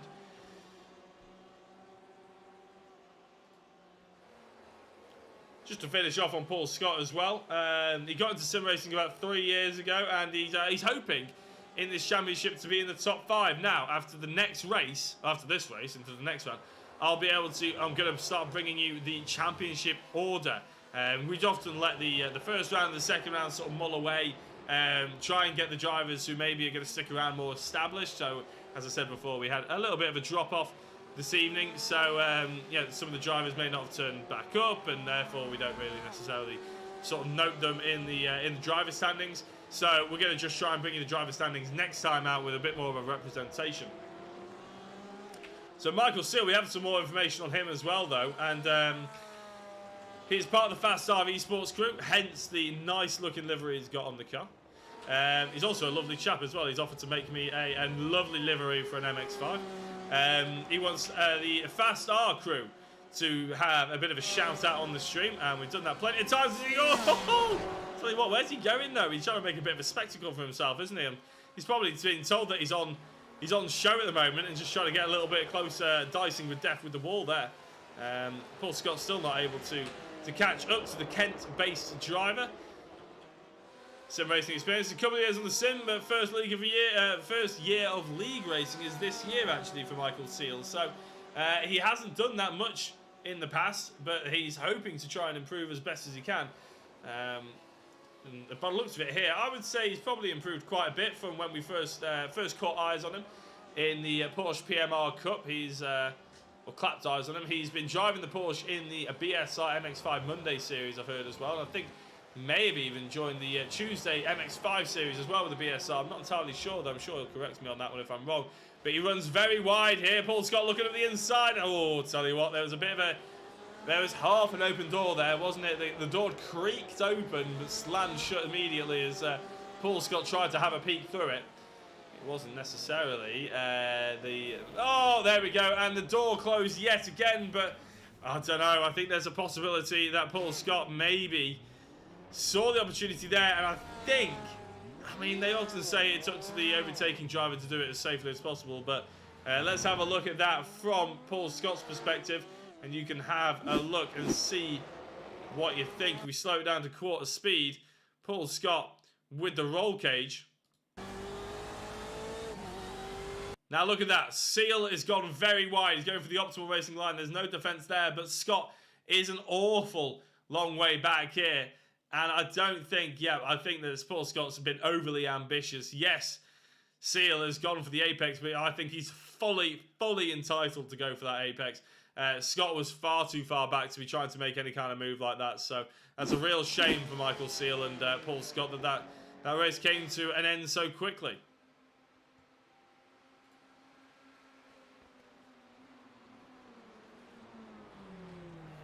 Also worth noting on Michael Seal as well, actually, after that incident there, he's a bit of a hero in motorsport because he's part of the Orange Army. He's part of the Marshall crew that get racing underway. He hasn't had any real-life racing experiences. We have a look at Kevin Smith going up the inside of Lietro. Lietro has been overtaken by Sam Holman in similar fashion here in the first race, but Kevin Smith making that look a little bit easier. Maybe Lietro learn from his mistake and let Smith, well, not let Smith through. I think that's a bit unjust for Smith's opportunistic look up the inside there, but it wasn't exactly fought hard for, was it? But yeah, Michael Seal, as I said, he was part of the Orange Army, which makes him very important in the world of motorsport, because without them, you don't get any racing full stop. So a big thanks to everyone in Orange who's up and down the country helping the drivers get their fully deserved races underway. I have to say as well, it's always hard being a racing driver, being one of those drivers that actually has had far too many conversations with the Orange Army. It's sat on the side of a racetrack for my own good. A bit of a shame, but far too many crashes in my real life racing experience meant that I had a lot of conversations with marshals up and down the country. And I have to say, sometimes when you crash out as a racing driver, especially if it's been a big one, and you look at your car over while you're sat on the side of the circuit, and it's in bits, you know, it's going to be a big bill and potentially not really able to be fixed for the next race. And all the marshals want to do is have a nice chat. And to be fair, they deserve to have a lovely chat with the drivers, because sometimes the drivers can be seen as sort of this big celebrity hero-esque status.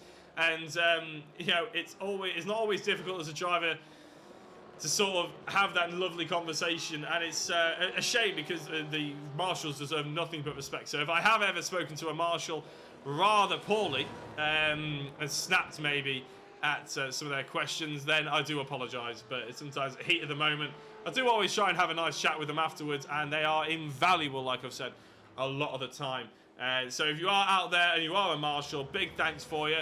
And if a racing driver has ever snapped at you, I do apologise on behalf of them. It's probably just because they've just racked up a bill of about 30 grand worth of damages, and not always easy to try and have a pleasant conversation when you see 30 grand in tatters in a car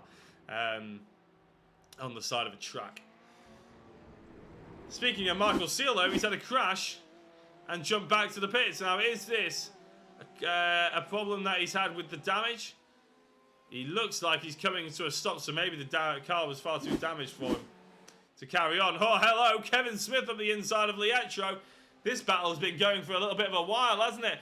Into the first corner, Lietro going wide and sending a lot of speed around the outside, but it's not enough to hold off Kevin Smith as he dives up the inside for the Ferrari there, and overtaking Lietro once again. 25 minutes into this 45-minute race, we have 20 minutes left, and there's certainly a fair few drivers out there that won't want this to finish. We have some info on Kevin Smith, actually, while we're having a look at him in this lovely battle that he's got going on here with Lietro. I'm hoping that we've got info for Lietro as well, but I don't think we do. We have some for his teammates, so maybe we'll go through a little bit of that later on. But Kevin Smith, part of the NXTGEN Racing crew, as accustomed to by the lovely orange and sort of baby blue, to be honest, giving it a little bit of a twist to the NXTGEN normal livery. Based in Newcastle as an electrical engineer, apparently he's had about 1 year on wheels and pedals. And when they say that, quite often drivers, when you ask for their sim racing experience, a lot of drivers have obviously been playing necessarily Forza or GT Sport over the years, and they've just been on a gamepad, so an Xbox controller or a PlayStation controller.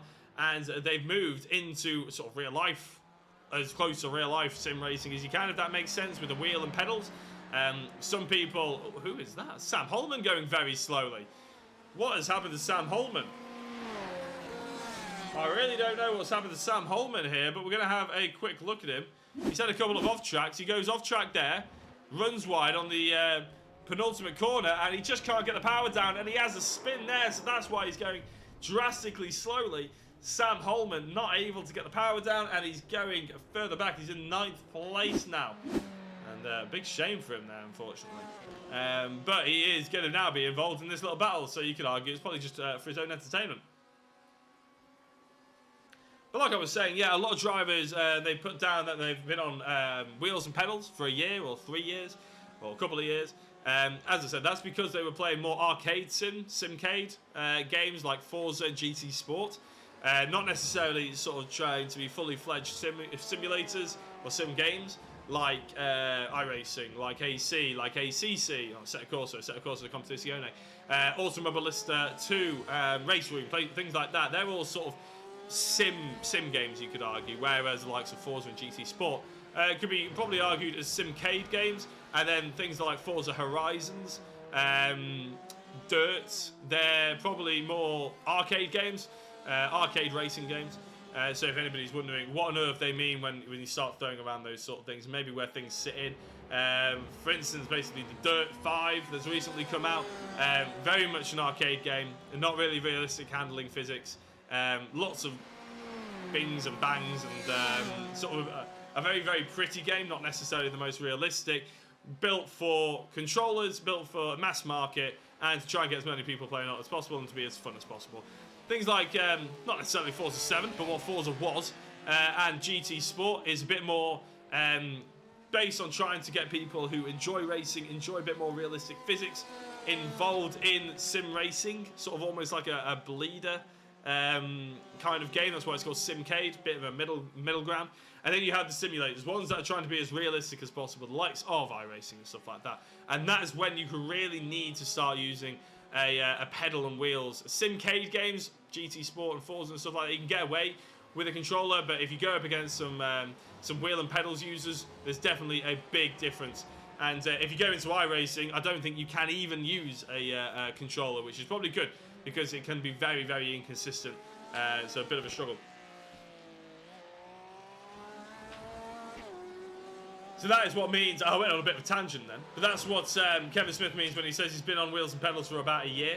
Lietro's really caught up to Smith, by the way. Holman hasn't really been able to catch up at all, so we'll follow Lietro and follow his progress. Evans and Scott are having a still nice little skirmish. Smith goes wide, Lietro goes through, and Smith ends up down in 7th place. And I tell you what, Holman will be smelling blood now in the water, won't he? He'll be hoping that he can use that advantage on the fact that Smith had a poor run out of the penultimate corner to get back up. But it looks like Smith has recovered, and that's the advantage of a high-powered machine. If you're in an MX-5, you wouldn't get up that hill at all. But the slipstream and the high-powered engine of the Ferrari, even though he runs wide, he runs really wide as Kevin Smith into the first corner, locks up horrifically, and Holman is holding out on hope to try and get back into this race with him, and to try and maybe muster up a fight for not only 8th place, but potentially 7th place as well, depending on how quickly he can get through Matt Emmons and Paul Scott. As I say that, Matt Emmons goes wide, and that battle comes to a premature end. Kevin Smith's not noticed the fact that Sam Holman's around though, because he wants that 7th place back. He wants to slide up the inside, and the fact that he's only been on the wheels and pedals for a year shows how quickly he's come accustomed to them. It's a little bit of a difficult. That wasn't great. Maybe too much driving in the Praga. He says, Michael, obviously a lot of practice you've been putting in there, Michael. A bit of a shame, but maybe we could bring you in for a quick interview if you fancy it, unless you're jumping back on AC to try and drive the Praga for tomorrow's race. We'll see. But Kevin Smith has given a flash of lights to Lietro here, trying to get him out of the way, isn't he? He's trying his best, but it's to no avail at the moment.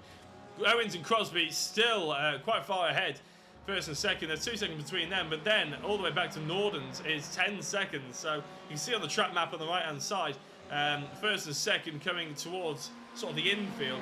Third and fourth just about to start making their way into it. So a little bit of a tricky one for those drivers there.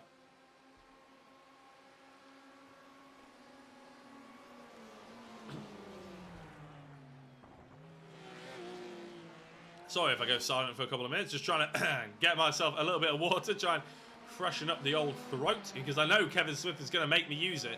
I know he's going to throw a move up the inside. Ferrari versus Chevrolet, going down towards the fourth corner. He's already flashing the lights. Lietro's been put off by drivers going up the inside before now. It's not quite happened this time. Although Smith looks like he's got a good run, it's not quite good enough to get up the... Oh, I haven't said that. He's going to go to the inside here. And we saw Seal and Acton having a mistake here before. Again, Smith running wide, but Lietro holds out on the outside to keep that 7th position away from the next-gen driver for now. But he goes wide. Smith locks up a little bit, which ruins his run. Can't take advantage just yet. And again, he's giving Holman just a sniff of an opportunity to try and get involved in this battle. But Lietro goes wide. Smith goes on the inside. There's room just about. I'll tell you what. I think they merged into each other. I think they got away with that one. I think that was going to be very, very close between them indeed. And all of a sudden, it's just boiled down to this between Emmons and Paul Scott as well. We saw Emmons locking up. We see Emmons locking up again, but Paul Scott's gone wide. Paul Scott's gone onto the grass. Emmons will have to give him plenty of racing room, and that's not allowed him to go around him either. So all of a sudden, although Emmons had a great run, it wasn't to be. But look at this already.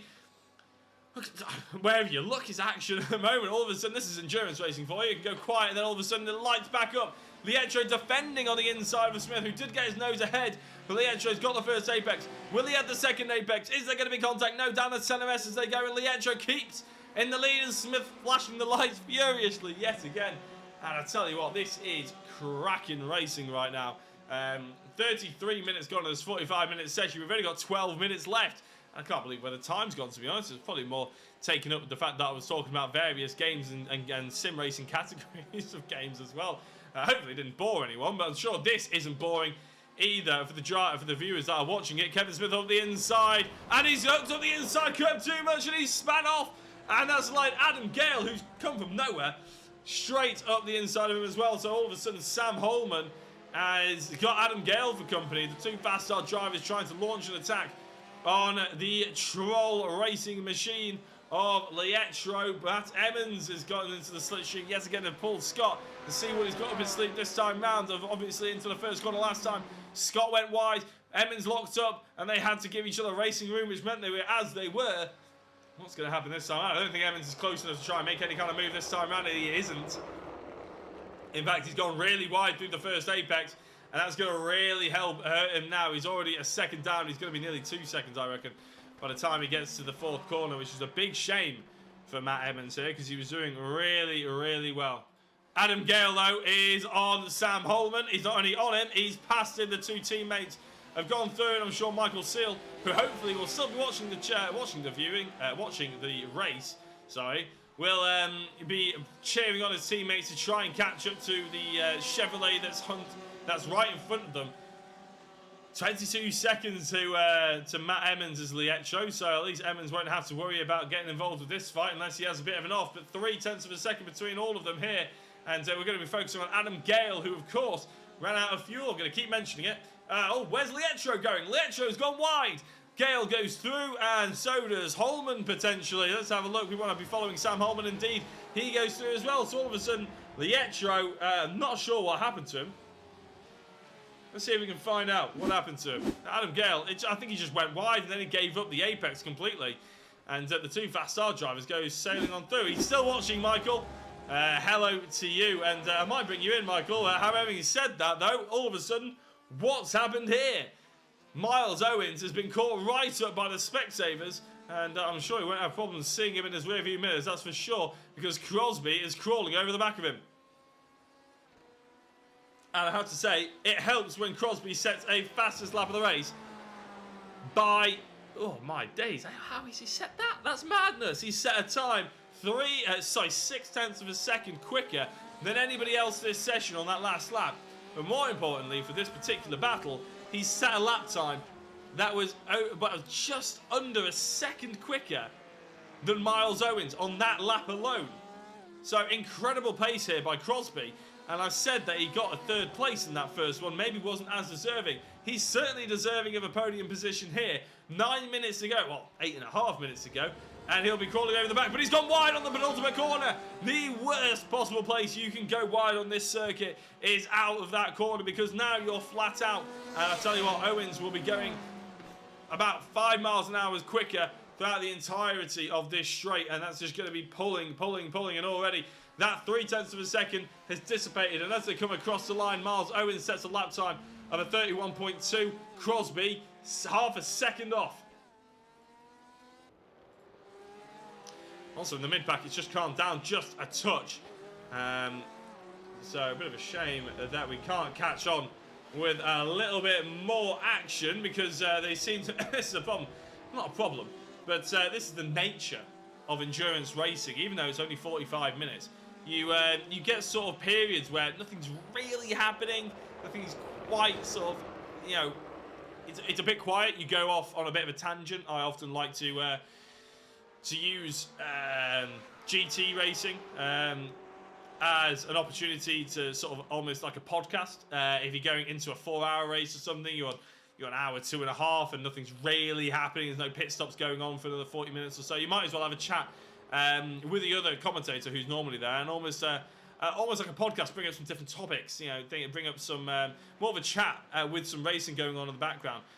With this 45 minutes sort of hybrid of endurance, it's a bit more difficult, because you sort of go off on a tangent, then all of a sudden something will start happening, and which is fantastic, and it sort of gives a good mix. I think it gives an opportunity for maybe some discussion, some chat with the chat, if that makes sense, with the live chat, with you guys watching at home, maybe to bring in an interviewee as well, but also obviously to watch some amazing racing.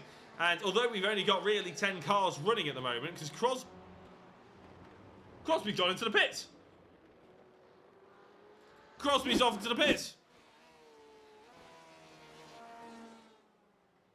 He just dives out.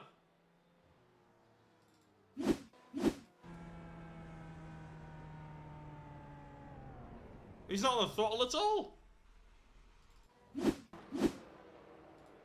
Any insights, anyone? Crosby, if you're watching this, do let us know what on earth has happened there, because you are on for a potential race victory. Fighting with Miles Owens, who's now got a 15-second gap to everybody else. Oh, it's absolutely going. That is absolutely going. That's the problem, really, when I go off on a tangent. Sometimes you miss things.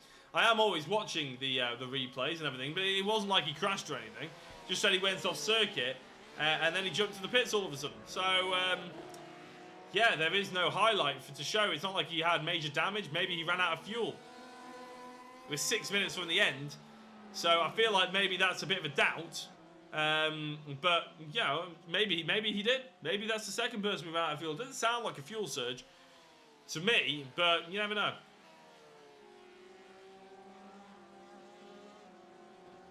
Kevin Smith has entered the pit lane as well. I'm not sure what's happened to him. He's coming out of the pit lane, in fact. Oh, he's having more crashes, though. And, oh, this was the battle with Lietro, wasn't it? Yeah, and he hooks up the curb there. That was, no damage. No damage, so I'm not sure why he went into the pits. But then he came out of the pits. Let's have a look at this one. Kevin Smith left the pit lane. Maybe he had a penalty.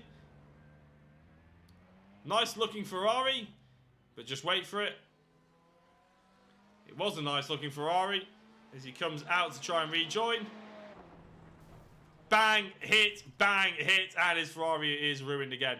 Wouldn't be surprised if that's a meatball flag, to be honest, for Kevin Smith, who there you go. He's jumped back to the pits now. So going from bad to worse for him. But oh, hello, going from bad to good potentially for Lietro. Adam Gale is under attack from him, and Sam Holman's gone through on Gale as well. So Sam Holman passing both of them earlier in the race. And is now driving away with it. So Adam Gale has now got a little bit of company that I'm sure he probably won't be too pleased about. Is Lietro going up the inside. Nice and smooth on the brakes there. And we've seen Lietro been picked off into that corner a couple of times this evening. But this time round, it's him picking off the Fast R driver as he goes back to the outside over the racing line. And this time, Gale doesn't look up the inside. It's always a risky one like we've seen far too many times, really. Up the inside there, but as it's almost basically a treble right-hander. But Lietro goes wide and Gale goes back through. And all that hard work that Lietro was putting in there for Troll Racing, unfortunately, it hasn't gone his way.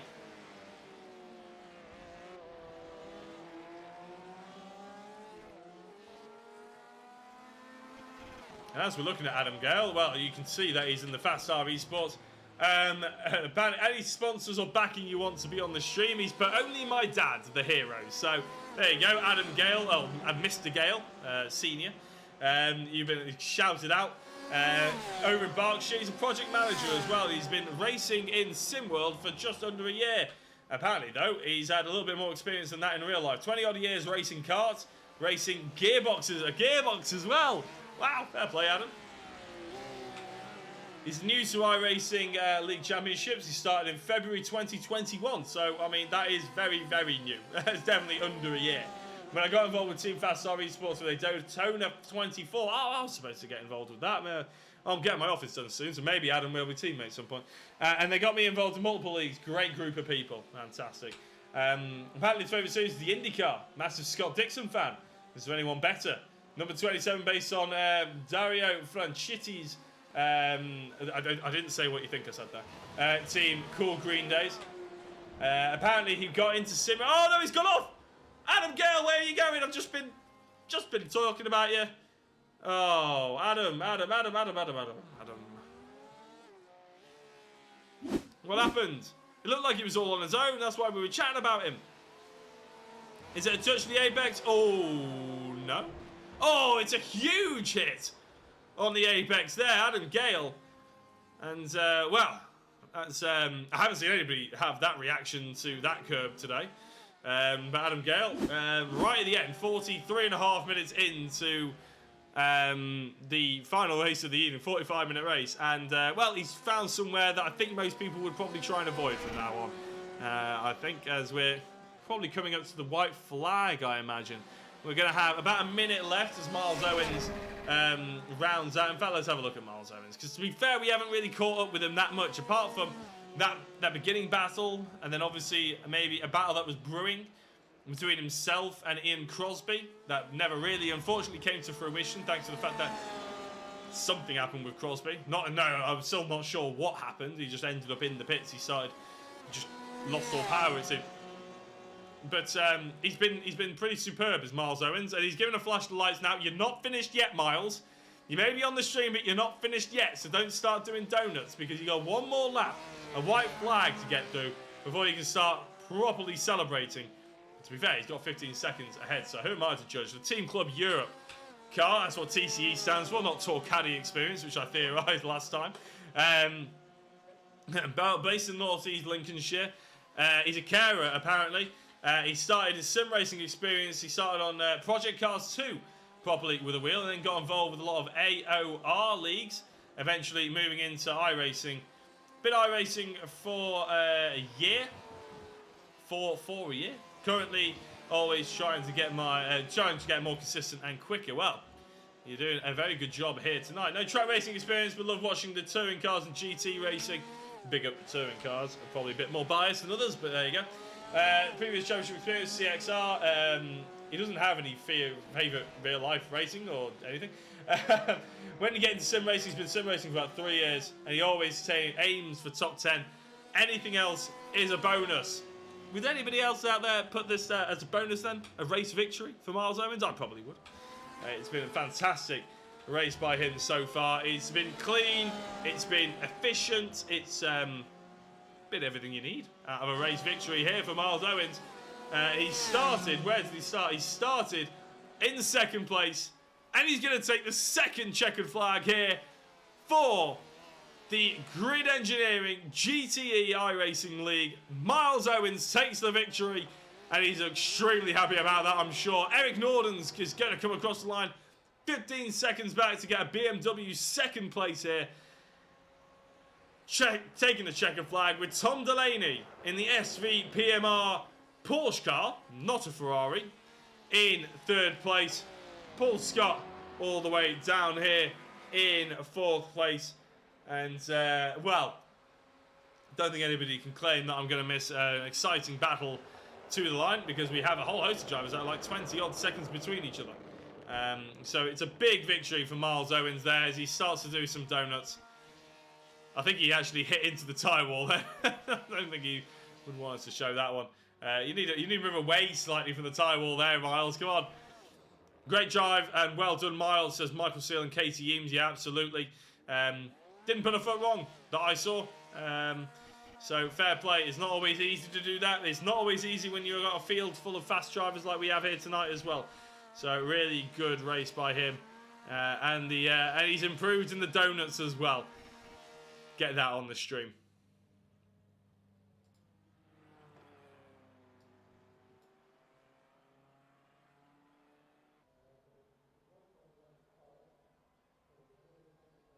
So just waiting for all the drivers to come across the line. I think we're waiting for potentially Sam Holman. There we go. Adam Gale was actually in the pits by the end of that race after that huge... Oh, God, speaking of huge incident, we have to do that, Sam. Anybody who was really getting into the realism of iRacing there is... Sam just gone and ruined it.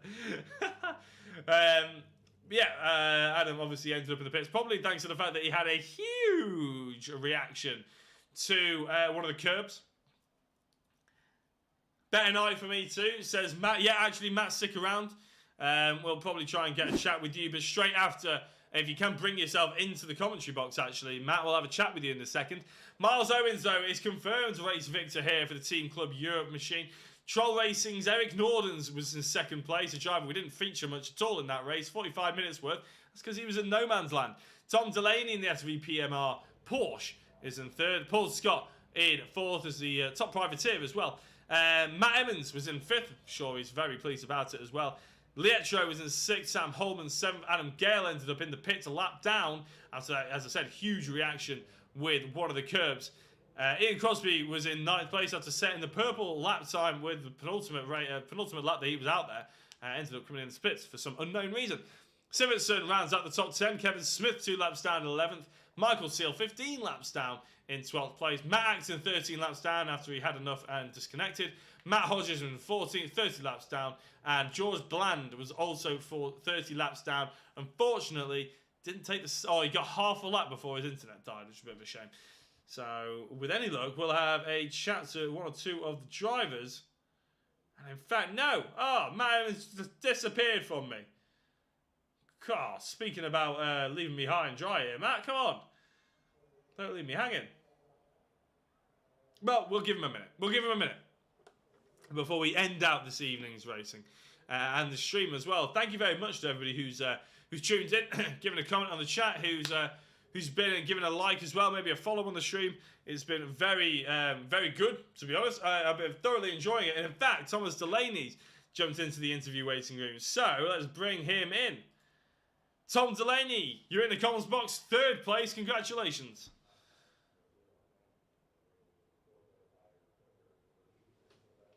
Tom?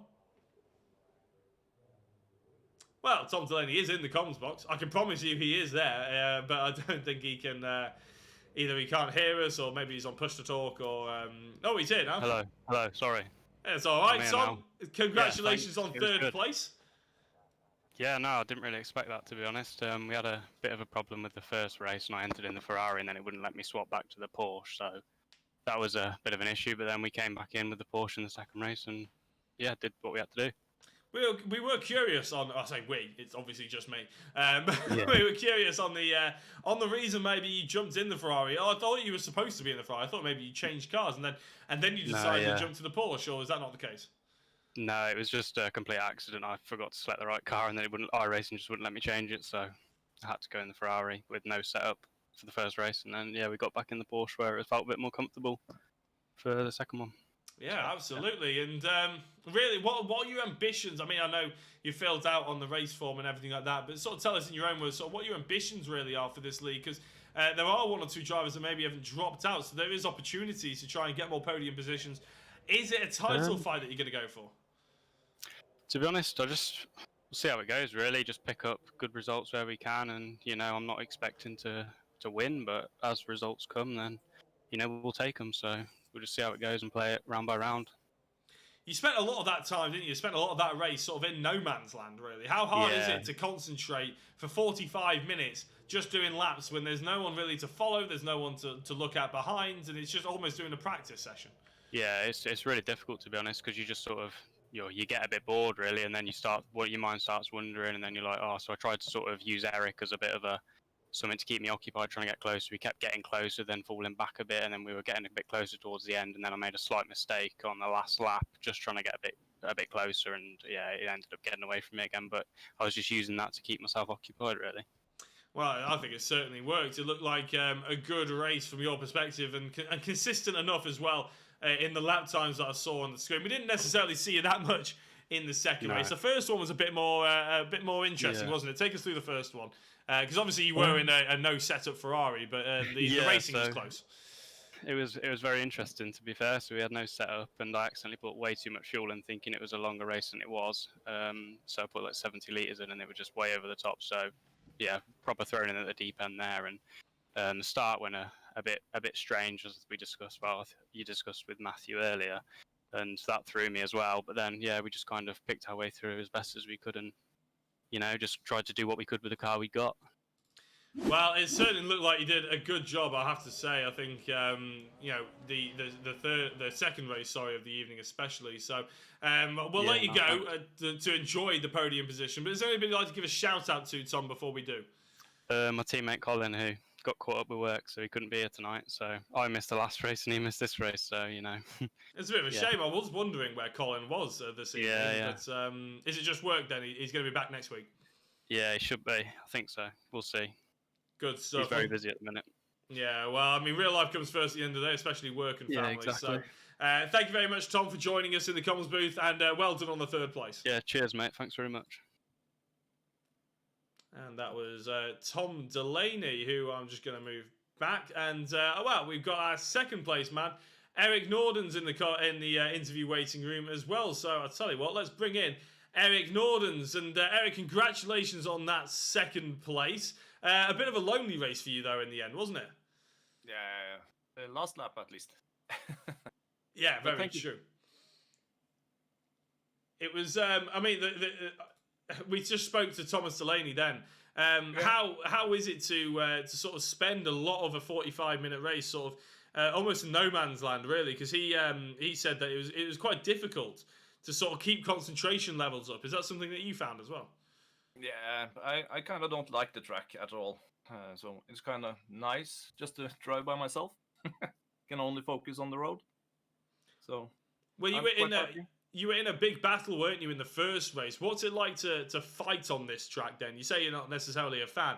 Is it somewhere that's easy to overtake? It doesn't look particularly easy to overtake, that's for sure. But sort of talk us through maybe why you don't enjoy it that much. Nah, for the most part, there's hard to pass. There's just a few corners that I'm comfortable overtaking in, and I have struggled enough in the SS as I do on my own. So when I'm approached by other cars, I'm struggling quite a lot. So losing pace and focus. Well, you seem to do well to get a second place. What's your championship ambitions going forward then? Because when you start picking up podiums like you have done, you must be pretty pleased, and you must sort of almost have your eyes set on maybe you can repeat these sort of things going forward. Yeah, hopefully. The ambition is just to have fun and test my own driver experience or skill to other racers that's interested in the same cars and leagues that I am. So yeah, it's quite fun. Good stuff. And tell us a little bit before we let you go about Troll Racing then, because it's new to me. Never seen Troll Racing before, and I've covered quite a few of the NXTGEN leagues. Where have you guys come from? Where is it evolved from, and how have you got involved with NXTGEN? We were going. First of all, Troll Sim Racing is a Norwegian team. Started due to COVID, and we needed something to do. And Didn't we all? Yeah, and we're a bunch of friends that find the same interest in sim racing, and why not start a team and see where it can take us? And we're located in Norway, so it's a bunch of Norwegian people. Fair enough. So yeah. Fair enough. Well, that's as good a reason as any, I'd say. And how did you come across NXTGEN? Was it I've just missed you before, and you were involved before? Or is it something that you're new to this season? No, we're quite new this season. We were looking for a series to race that we could use the cars we liked, and yeah, Well, it's like been a awesome. cool concept. Awesome to have you along, Eric. It has to be said, as well as obviously Lietro, who I think we only had about 5 minutes where he wasn't on screen. He was constantly in a massive battle, which is always really fun. So do make sure to tell. Well, actually, how do you say it? Is it Jean-Frédéric Lietro? It's Gene. Gene, is it Gene? Apologies about that. Yeah. I went a bit French with his name there. Well, Gene, you can tell Gene that he was pretty much on the cameras for the entirety because he was just in such battles there. But it was awesome to watch you guys, and you're a great addition to come along as well. Yeah, thank you. It was fun. Great fun. Is there anybody you'd like to give a shout out to, Eric, before we let you go and enjoy the second place? I'll take a shout out to my team. I know they're all watching right now for the interview, so absolutely shout cracking. out to them. Cracking. Big shout out to Troll Racing. Then, Eric, thank you very much, and I will let you go. Yeah, likewise. Thank you. And that was Eric Nordens coming in to have a nice little chat. And last but not least is the driver that we tried to have a chat with last time. He organises all the leagues, and that man, of course, is Matt Emmons. Matt, welcome to the comms box again. Thank you very much. It's nice to be here again. It's all right. Yeah, I was sort of hoping we'd get an opportunity to have another chat. So we'll try and slipstream because we don't have as much time this time. We spent a good 10 minutes me talking to myself essentially. We'll sort of slipstream it a little bit. How did you get involved with setting up the league and sort of cracking on? Actually, no. Tell you what, scrap that question because I just remembered that you came 5th place, and that's an improvement, isn't it, from Silverstone? That's a massive achievement. It is, considering I think I was 3rd to the last in the first race and didn't finish the second.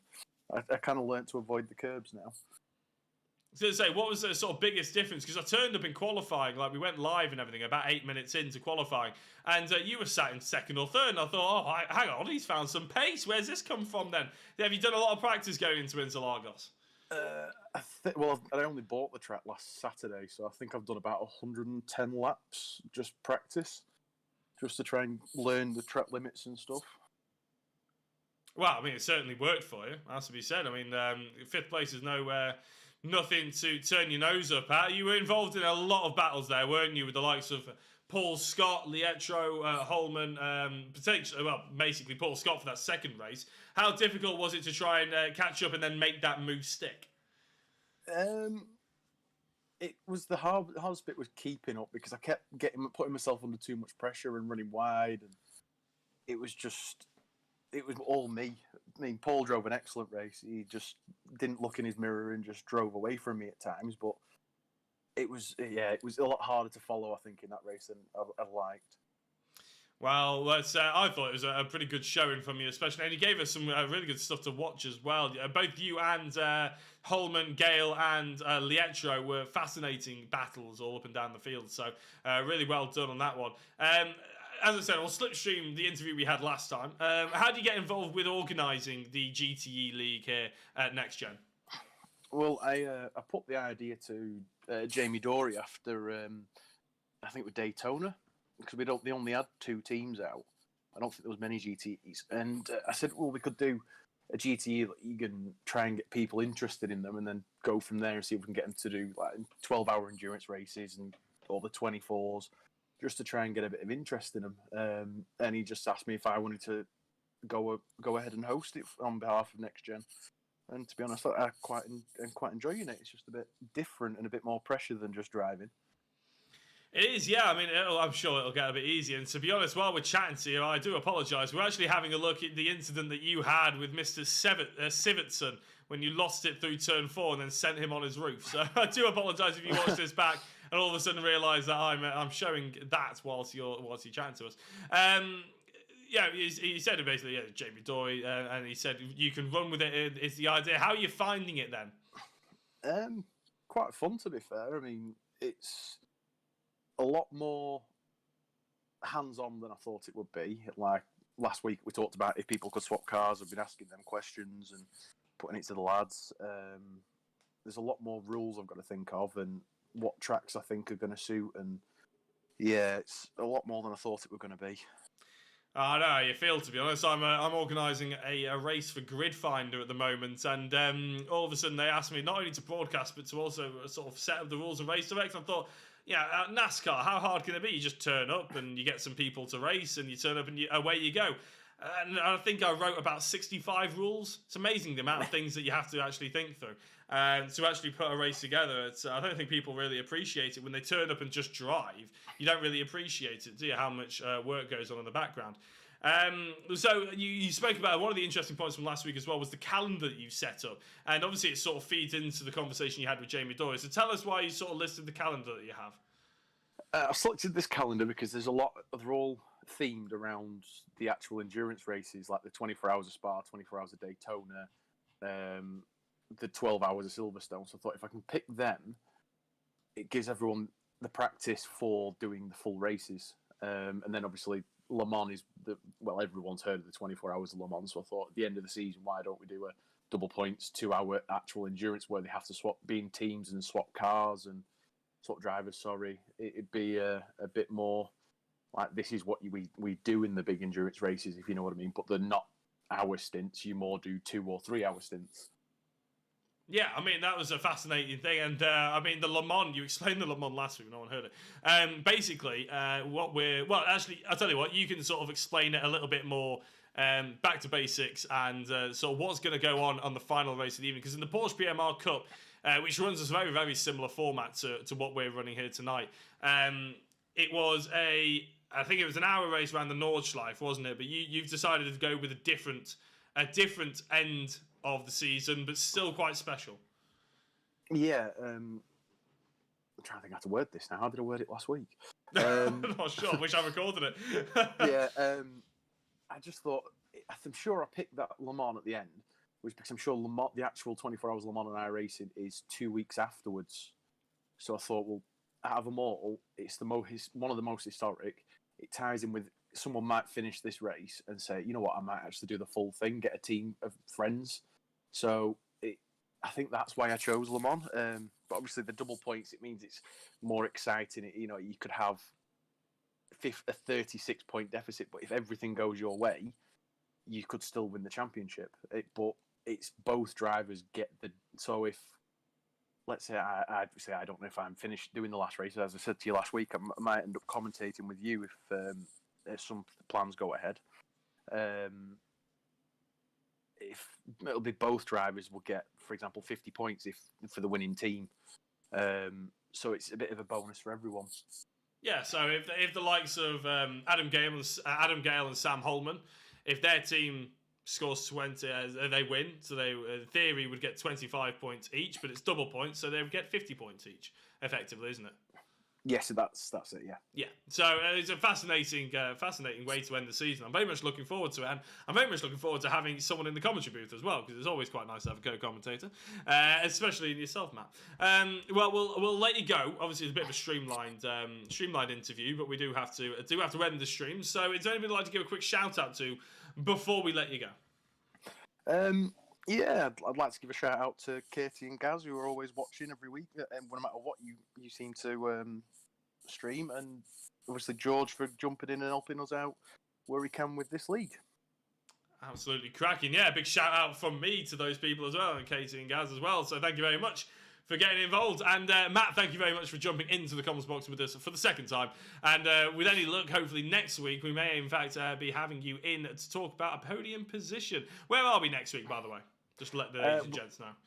We're at the Daytona Road Course, but it's the only race of this season that will be held at night. Hey, can't wait. I thought that was going to be a special one indeed. So thank you very much, Matt, and we'll see you at Daytona.